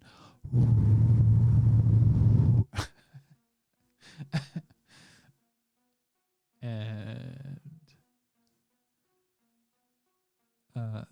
yeah. So I should have gotten the case without the LEDs on the front. And also it's shit. The LED, the whole, not LED, but RGB stuff. Like there's one called Aura, but if you use Aura, you have to use either. It's hard to get like the CPU fan RGB, because the one that came with it, it's a rainbow. It's set on rainbow right now. and you can get it to communicate and all work together and all have the same lights. But I'm like, you know what? Fuck this shit. This is like, it's a male thing, I think. It's like, here's this fucking fireworks show. I made your friends. Ooh, look at the light show. I don't give a fuck. To be honest with you, I just want the thing to work. And because when I was running OBS, my resources on my MacBook were, on my MacBook, it was usually around 22%, but it was kind of holding back on the stream and everything. But then I was running into issues with doing editing and stuff like that. So getting this set up is like literally like in one day I did editing for, by the way, you can see an interview I did with Kristen Williams. Really interesting about genotype and phenotype. So important that people talk about their trans experience in terms of that. We go into why it's important to talk about that and fight against the whole narrative of born in the wrong body and, you know, the tropes of that. I learned a lot doing that interview. I learned basically that I need to turn on my camera like I have on right now.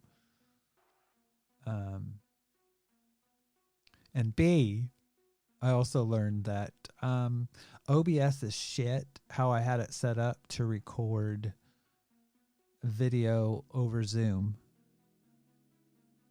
when I wasn't broadcasting. I don't know why, but so I had this good audio, but shit video. So I basically had to strip the video out and then put the audio down, and yeah. But I did that in a day. And literally when I was trying to do it on my MacBook, it took me forever. So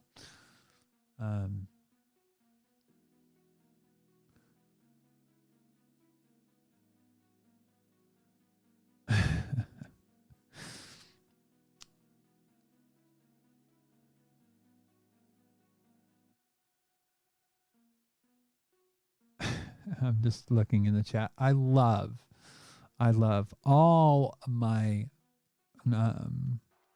friends in the chat. By the way, so you guys send some random geek and Leto.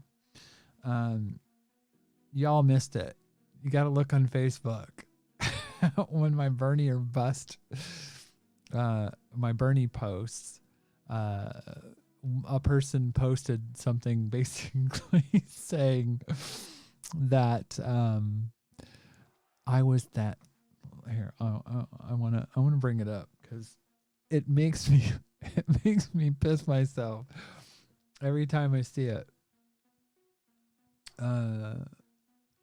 Basically shaming me for claiming to be, and you know, when it comes to anarchism, I'll be honest with you, I'm a baby anarchist. Let's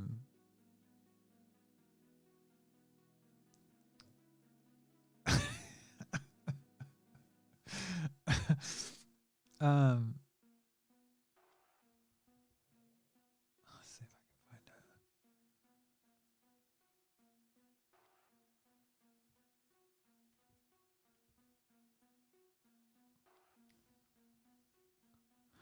By the way, this music is on Monster Cat.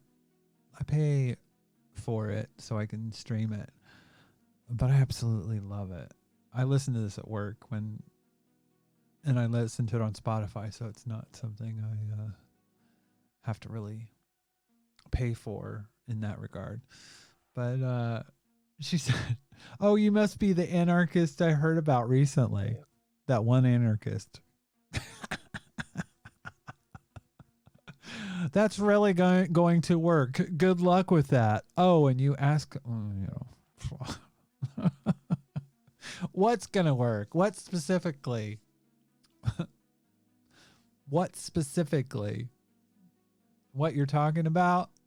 You're talking about anarchy means no rules. No, it means no hierarchies, you fuckhead. It means employees taking control of their work. Oh, how is that? Good luck on that. It's just ridiculous.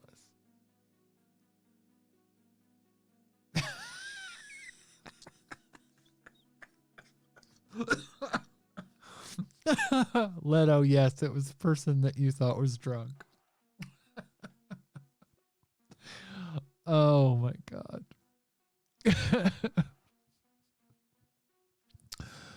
Oh God. Anarchy. I think I saw something about anarchy on V for Vendetta. I think that's what anarchy is.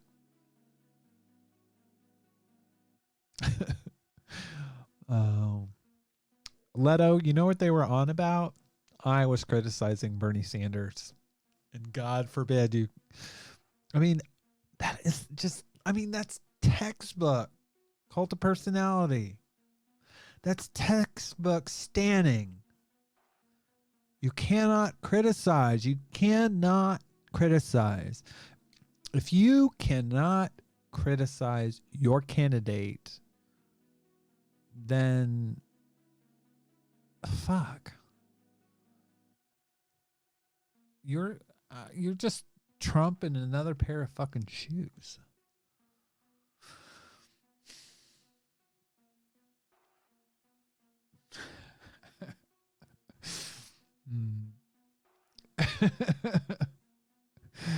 Yes, Jamie J. I would also date V or Evie or yes, but Evie went on to make a shitty Star Wars film, or was that before Star Wars? I don't know. She wasn't horrible in Star Wars. Her acting was a bit over the top, but her co-star was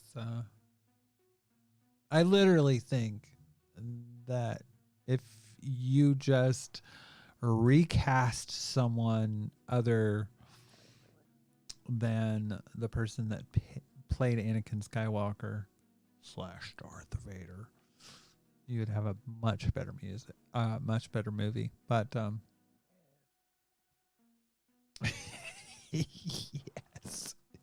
yes, V was Padme. Yes.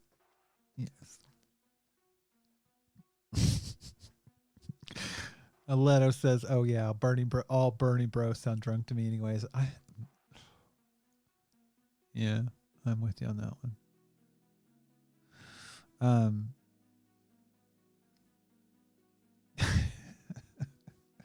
I did. V for Vendetta was one of my favorite movies. But to base your ideas of anarchism on that movie, I'm more of the idea of worker-owned co-ops and more democratic level election type of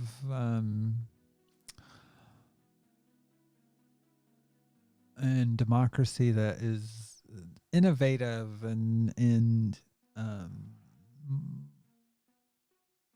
flattens the playing field, brings the electorate and the elected closer together.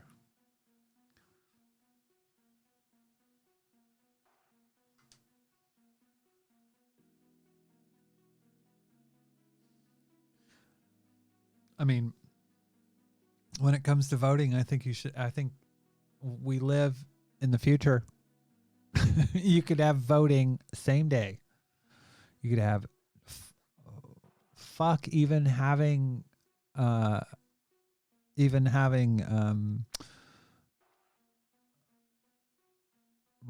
ranked choice voting. You don't even have to have primaries. And then all the candidates have to go to 50 states, or have one primary.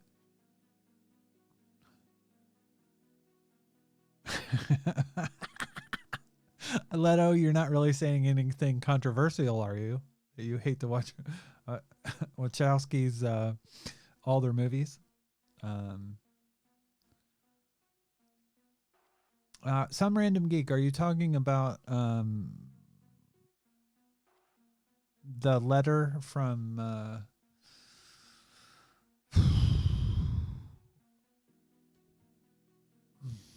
what is it? V for Vendetta.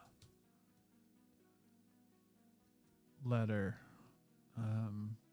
Because Valerie's letter. That to me is one of the most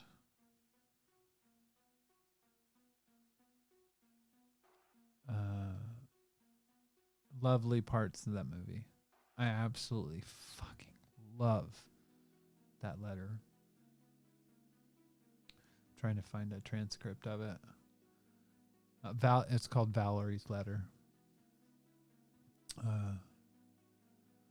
I know there was no way I can convince you that this is not one of their tricks, but I don't care. I am me. My name is Valerie. I don't think I'll live much longer, and I wanted to tell someone about my life. This is the only autobiography I'll ever write, and God, I'm writing it on toilet paper. I was born in Nottingham in 1985. I don't remember much of those early years, but I remember the rain. My grandmother owned a farm in Tottlebrook, and she used to tell me that God was in the rain. I passed my 11 plus and even went to girls' grammar. It was at school that I met my first girlfriend. Her name was Sarah. It was her wrists. They were beautiful. And I thought we would love each other forever. I remember the teacher telling us that it was an adolescent phase that people outgrew. So, first of all, they're talking about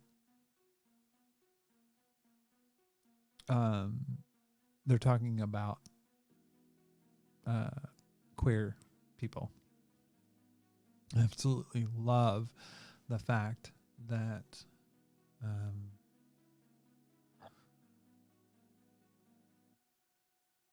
it's a narrative about queer people's lives, but it's not the movie is political. It's not using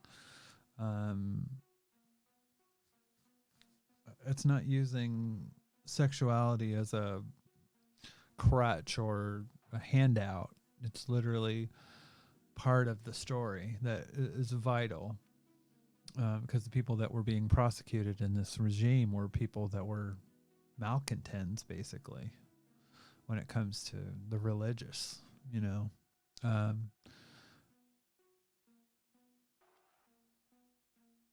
And she said, in 2002, I fell in love with a girl named Christina. That year I came out to my parents. I couldn't have done it without Chris holding my hand. My father wouldn't look at me. He told me to go and never come back. My mother said nothing. And I so felt this when my family basically fucked me over when I transitioned.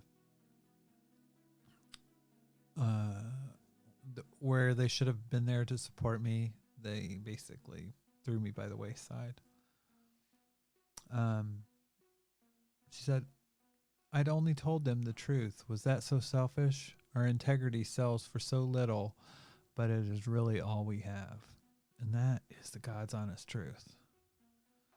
At the end of your life, that's the only thing that you really have. It's your integrity. And if you sell it, you can't fucking get it back.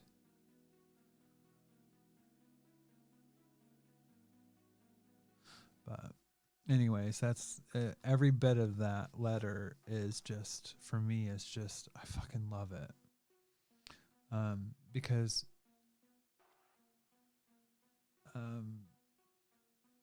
it plays on the times that we're living in. I shall die here. Every inch of me shall perish. Every inch but one. An inch. It's small and it's fragile and it's the only thing in the world worth having. We must never lose it or give it away. We must never let them take it from us.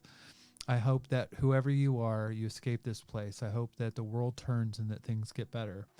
But I hope most of all that you understand what I mean when I tell you that even though I do not know you, and even though I may not meet you, laugh with you, cry with you, or kiss you, I love you. With all my heart, I love you. And I fucking love that. It's probably the most beautiful thing that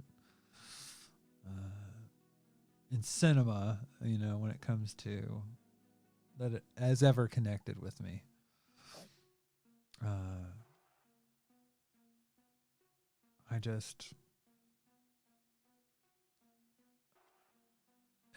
Your integrity is probably the only thing that you have that matters ultimately. You know, you can lose your house, you can lose your car, you can lose everything. But if you have your integrity, you have something that you can build upon towards something else. But anyways, I fucking love that. And there were holes in the movie, I'm not gonna lie. It's not. But Valerie's letter is something that just, every time I watch V for Vendetta, I cry at that.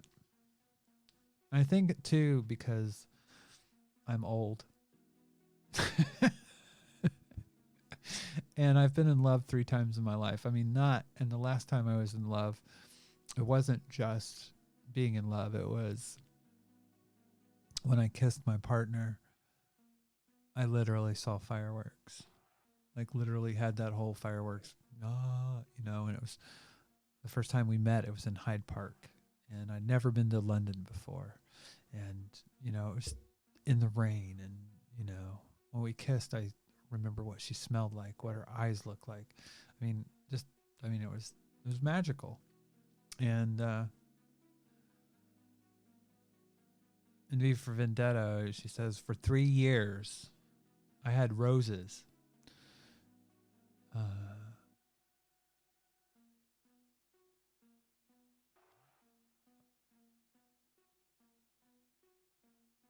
But for 3 years I had roses and I apologized to no one.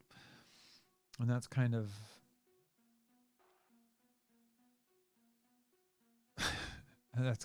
like, for me, I had longer than 3 years. I had 7 years. And I apologized to no one. And I've been in love 3 times. And I mean, I've had an amazing life. Fucking been to the White House, invited. I campaigned for president. I mean, I've had these experiences that just are fucking unbelievable, you know? And, you know, if I died tomorrow, I could say that I lived the best life that I could.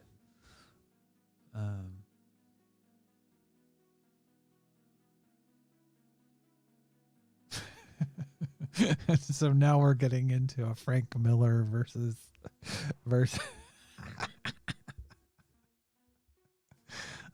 it's like fucking the Geek On.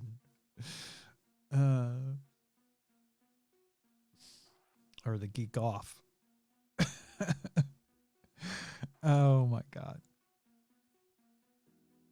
But yeah, I absolutely fucking love that movie. But it is midnight.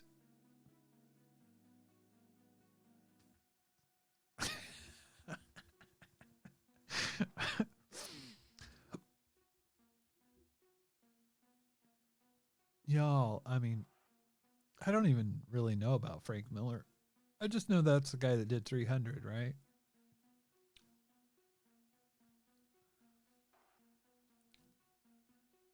The only thing that I really like from that, this is Sparta. And the visual effects are pretty good, but plot wise, there's so many fucking problems with that movie. You know, there were some sexy parts in it though. That's the head of the Persians. Was I the only one that was like, man, he's so fucking hot? I mean, they made him effeminate to appear effeminate, but I was like, he looked good.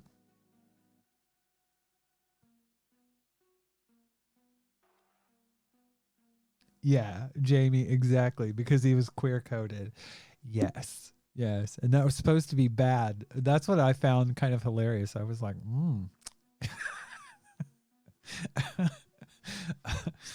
I would bow down to that.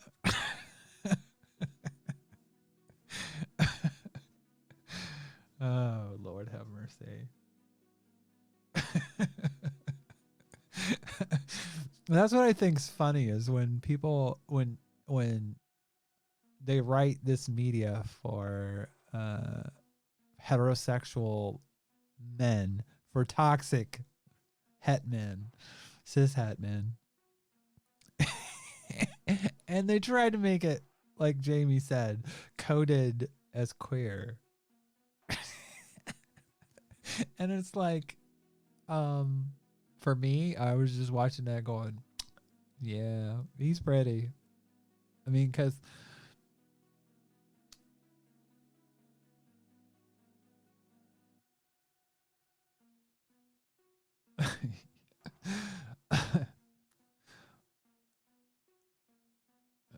yeah, yeah. 300 is, see, I think a lot of very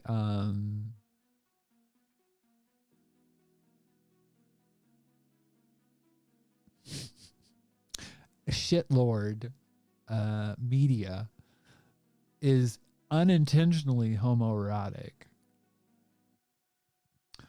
Because they try to be so hard about everything. But you know, and they had to make the evil Persian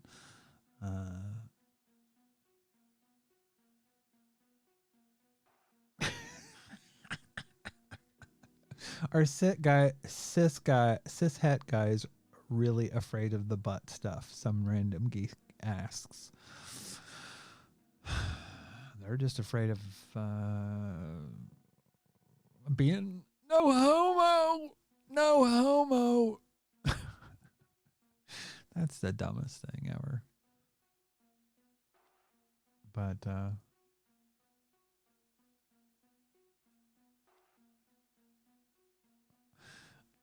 yeah.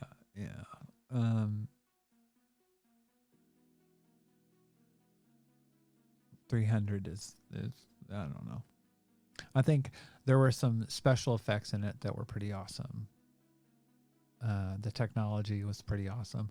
The plot just had a shit ton of holes in it, and I think it was meant to just wow people with the effects, but other than that, it doesn't impress me.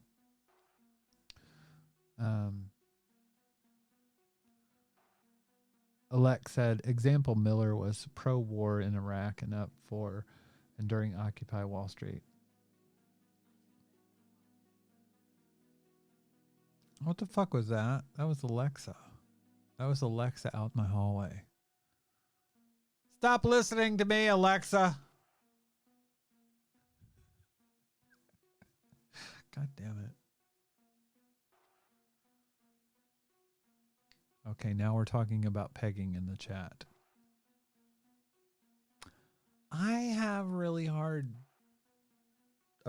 time with the whole phrase of pegging, because I feel like it is a homophobic. It's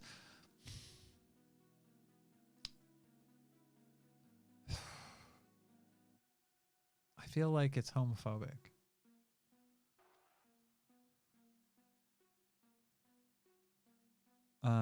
Because to me, pegging is anal sex with sex toys or, or fingers,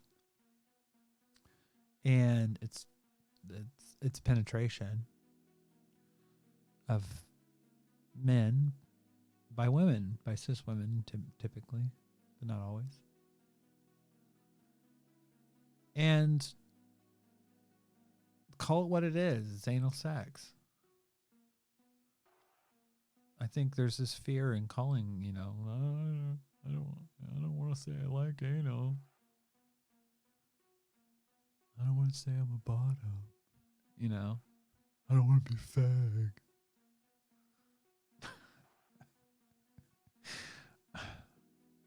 Just be you.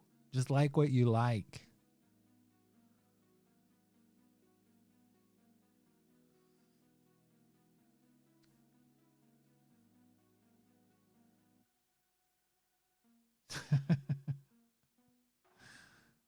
Oh dear.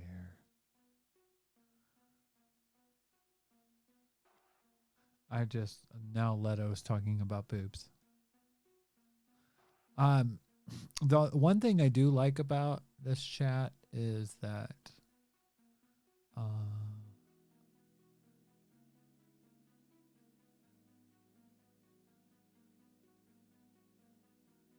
Jamie says, I was dating a recently out trans woman who was still clinging onto that anti-bottom perspective.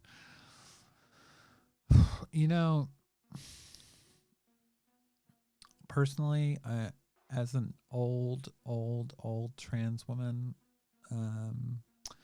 personally, I think you probably have to be trans for 5 years before you can even say anything.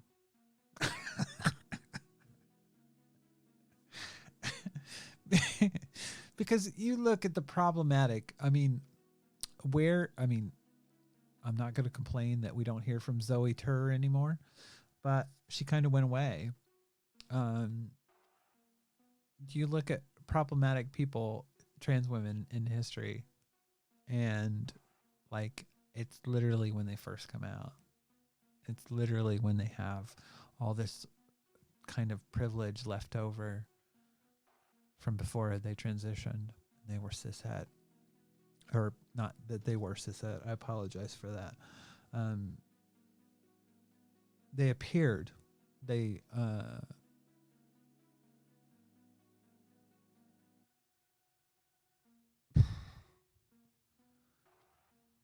So when I think about privilege, I will say I think I have had cishet male privilege because of how people perceive me, not because of, and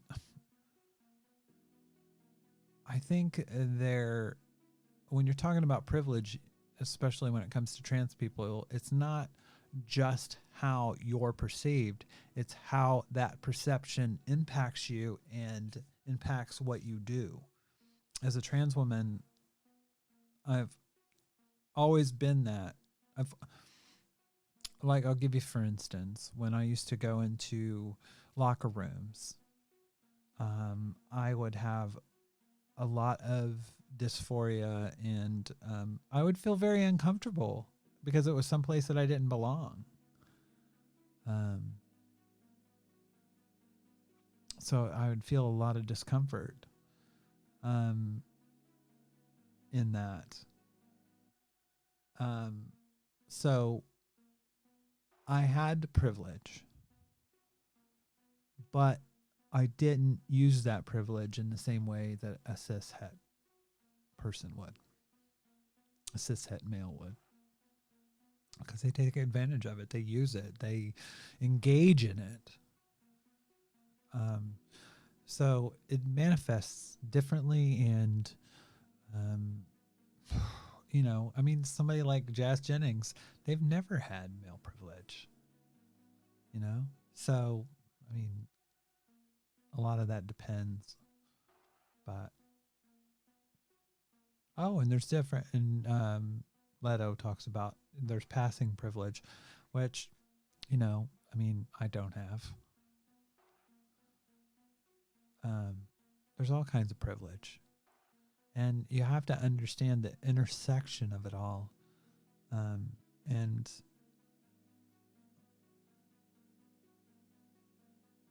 because I know the privilege that I have, I've seen it before. I've seen it manifest. You know, in queer spaces, I have less privilege. In het spaces, I can be in danger in some places, especially where it's very ruled by toxic masculinity. So it just depends.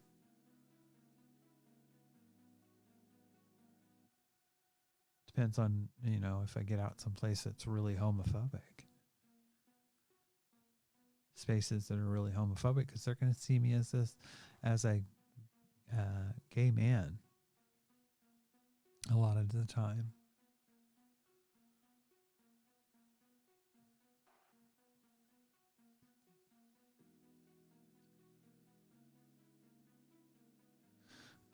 Well,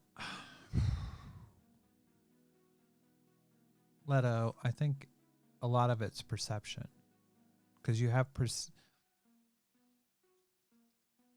there are people that might be from. I'll give you for instance. I've seen some shows where you have people that are from black families that appear to be white. They have white privilege.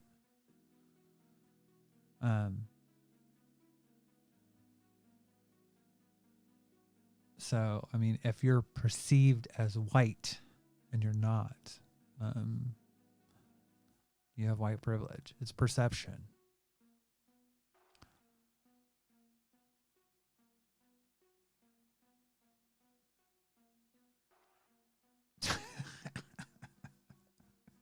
Apparently, Leto is traumatized by butt stuff.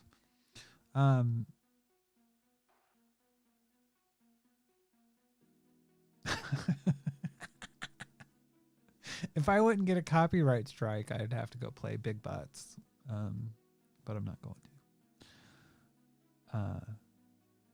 Y'all, it is 20 after 12 here in the UK. I love you guys. Jamie J and Leto and Lex and some random geek. I'd like to do this every night. And the thing is, I plan on doing this more. Like I work tonight. I work night shift tomorrow.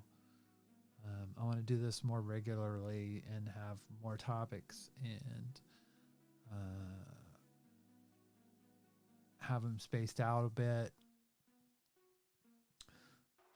I still have to work on, I still have some goals.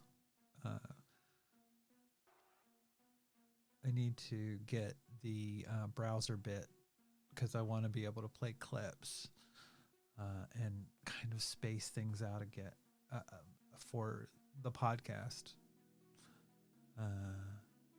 Not the podcast, but for the live streams. I want to space it out a bit and have some elements of Twitter and YouTube and stuff like that. So I need to get my browser bit element working, but that'll come. But I wanted to get on tonight and just kind of connect, because y'all make this fun, and it's why I go on Social Justice Alchemy.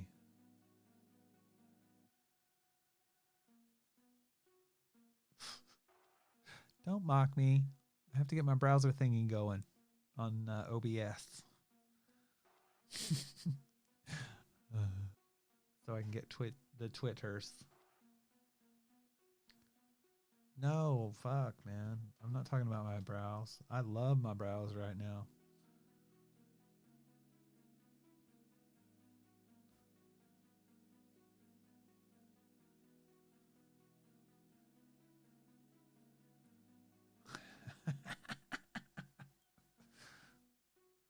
See?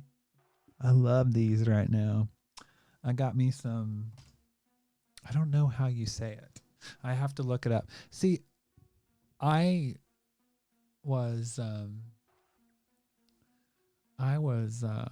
brought up on phonics. That was horrible for me.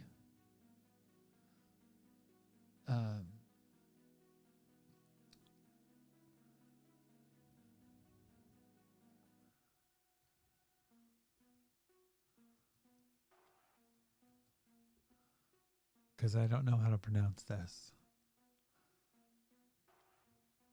Hold on. Pomade.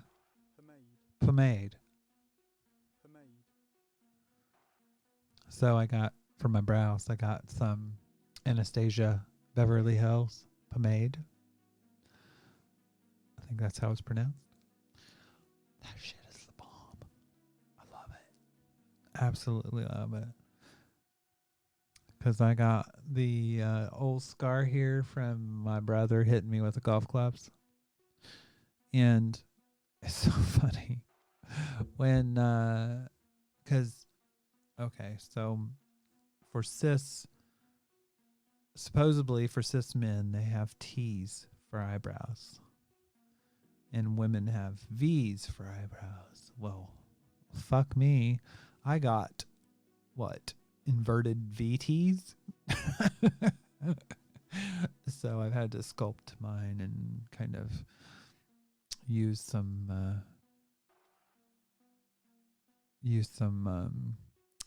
I mean, what is it called? How do you say it again? Pomade. From Beverly Hills. Anastasia Beverly Hills. I absolutely love it.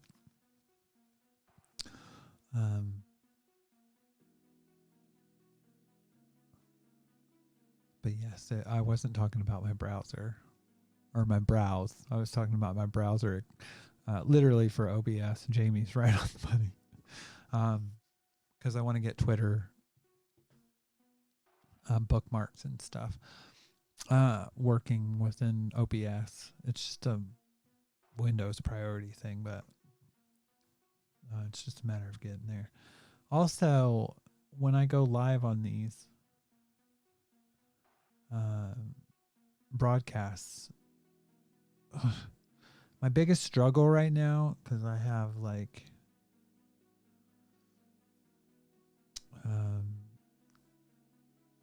I have YouTube open and videos running back from YouTube. I can actually see it broadcasting to Mixer and that's using bandwidth, and I need to kind of figure out how to do this, because I just want the chats. I want to be able to, and I may have to look at Restream.io. I don't know. Right now I'm using Caster, but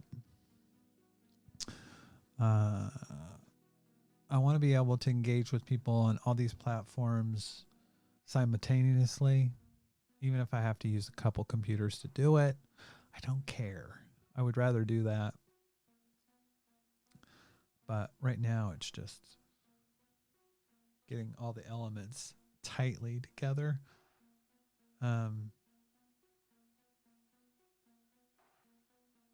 that I need to work on. But I love this community. I love the people that are in it. Yes, Leto. I stream on Twitch as well.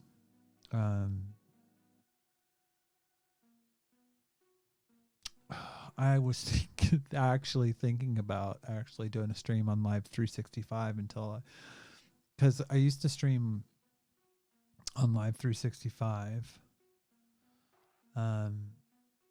way back in the day when we used to do a show called The Radical Trannies, and that's when you could say the word. And I can still say the word because I'm trans, so hi. But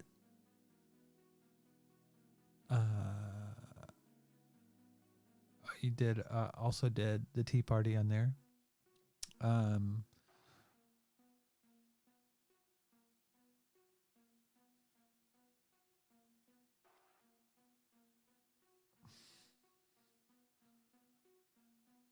Ooh, I have a new follower. That would be Leto. So I have 2 followers now. 2. I implore you guys. I'm gonna go in a bit, but probably do another 20 minutes and then I'm gonna boogie. But if you guys could help me to get the channel to get subs. My biggest thing right now is I want to get to 100 subs. Because after 100 subs, I can actually get a custom URL. And right now I'm at 20 subs. And I'm not, to be honest with you, I just want for branding reasons. Oh, Jamie J just brought up a good point. What's the Discord link?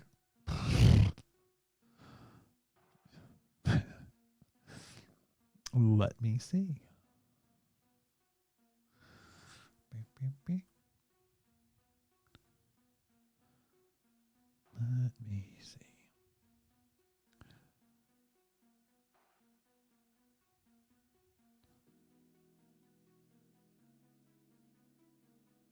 Overview. I don't want to delete the server. I want to share it. God damn it.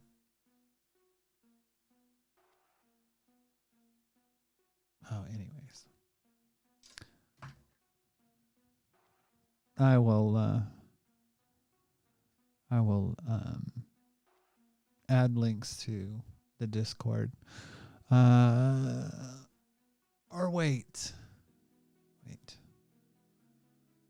You can get links to the Discord if you go on patreon.com and become a patron for as little as $1/pound.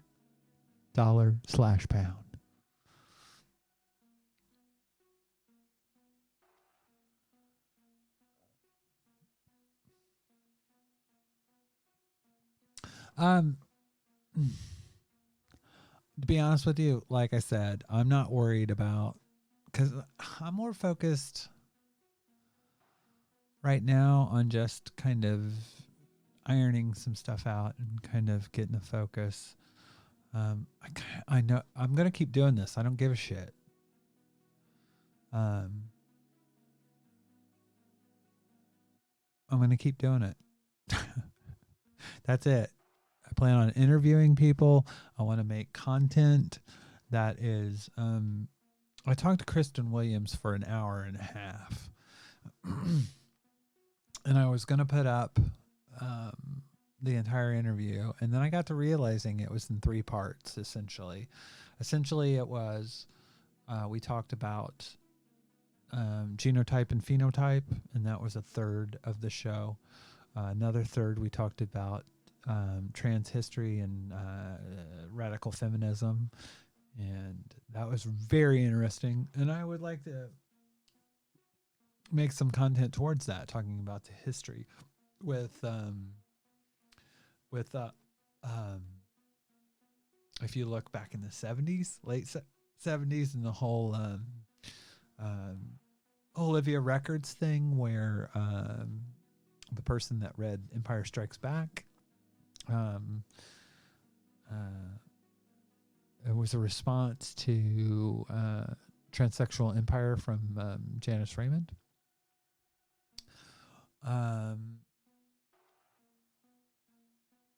And the stuff that happened with Olivia Records trying to kick out a trans woman, and how that played out, and Beth Elliott, and like history, like with radical feminism, the roots of it were very trans positive, and their TERFs were violent to trans women. Some TERFs were violent to trans women, and there's a history of that, and they're conservative, and I want to delve into that. So I want to make, like I said, I see this in 3 parts. I see a live show. I see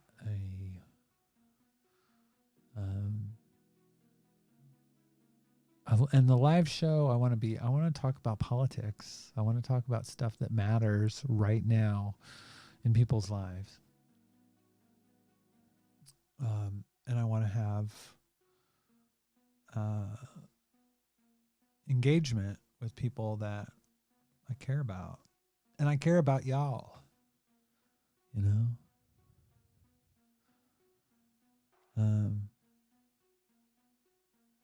Some random geek and Jamie and Lex.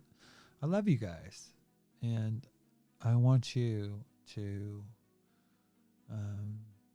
be successful and happy in your life. And you've become a part of my life.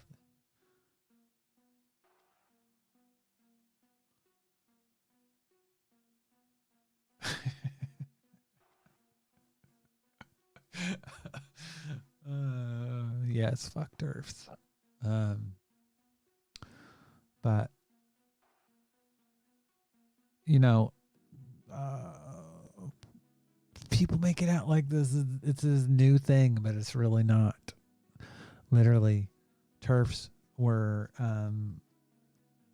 right after Stonewall. People were telling on Christopher Street in 72, I think. We're telling Sylvia, shut the fuck up and to get off stage, trying to silence her, you know. And who got up on stage after her?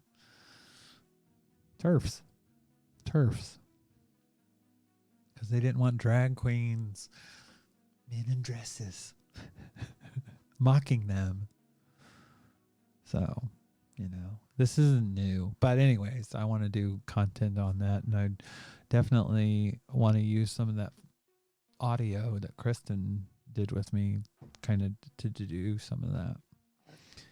But there are different aspects, you know.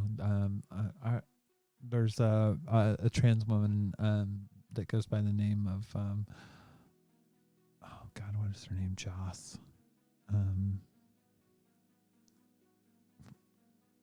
Pryor. She just takes the piss when it comes to TERFs all the time, going on about Mumsnet, and oh God, she was just brilliant. And I want to have her on and talk to her. I would like to interview Steve Shives at some point, and Kevin.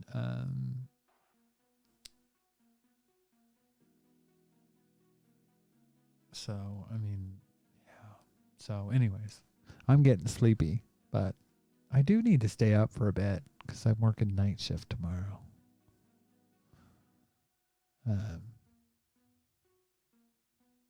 But yeah, I'm going to sign off here shortly. But if y'all can share, like, subscribe, hit the bell, go fuck yourself. That was for Tom McDonald, by the way. But and Leto, you can message me anytime. You can call me. You can signal me. You can, because I am kind of in love with you. I'm not gonna lie. Um, I love talking to you. And yeah, I literally can talk to you for hours, but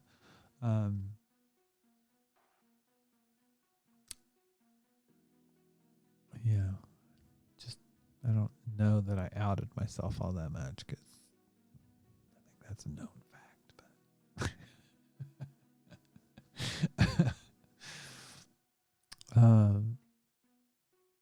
yeah, I'm tired, so I'm gonna go to bed, I think, or I'm gonna stay up a bit and not kind of rant on this. But I'm gonna work on stuff, and I'm probably gonna have another live chat in a few days. Let me have a look.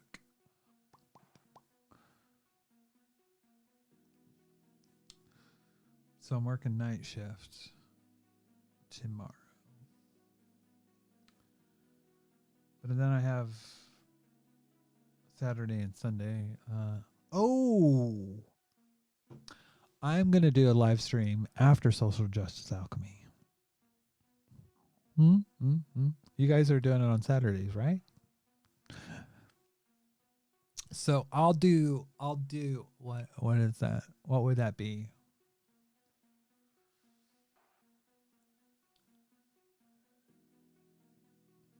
By the way, some random geek, my goal is to get important enough to actually have charity links and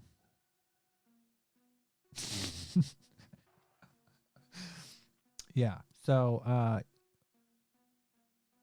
Saturday 7 p.m. UTC. So I'll plan on doing my show.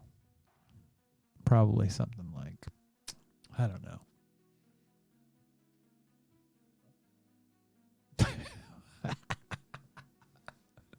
1 o'clock in the morning UTC. Because Social Justice Alchemy is usually at least 4 hours long. No, but I'll plan on doing a stream after you guys. Whenever you guys stop broadcasting. And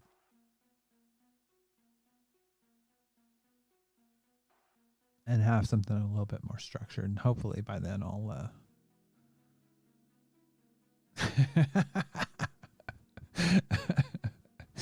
Jamie, yeah, that's close. 4-hour stream. Yeah. But I'm gonna try to work on something that's a little bit more structured next time, and we'll have a little bit more active. Have some YouTube stuff and some Twitter stuff. But anyways, I love you guys, and I will see you on Saturday.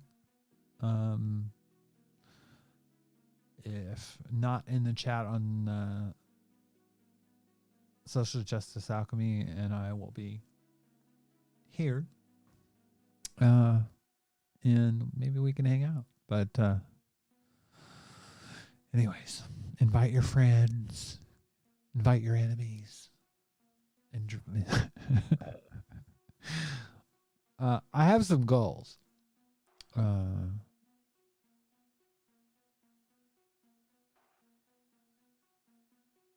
Comrade Nautica. Yes, invite your enemies. Invite Peter Coffin. So I could tell him to go fuck himself.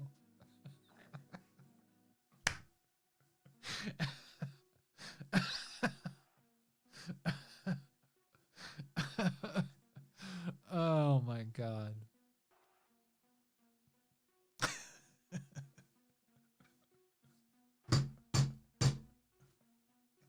I just had the worst thought. I'm not going to say it, but it involves Nikita Khrushchev.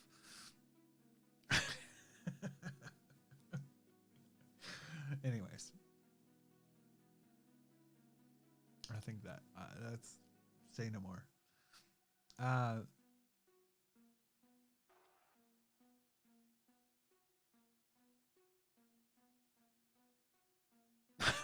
Peter Coffin should be illegal.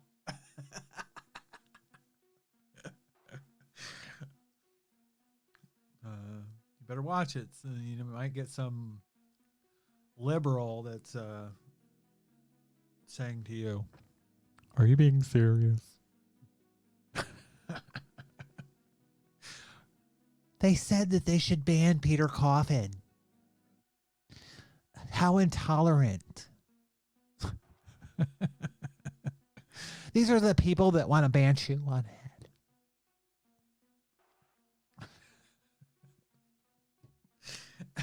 Is there any way that we can ever redeem ourselves or have other people that are right redeem themselves in the eyes of YouTube? Never mind Dusty Smith. He's not a good example. He doesn't have he doesn't have millions of viewers that we can try to co-opt. So we don't care about Dusty.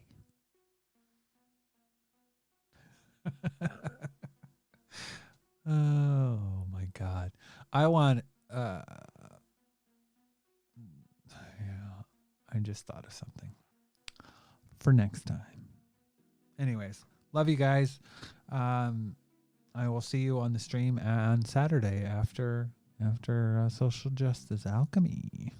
We'll have the tea party after the alchemy, after the Social Justice Alchemy.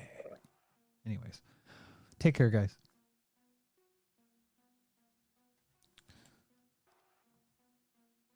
Bum, bum, bum, bum, bum, bum, bum. I have like 5 computers here.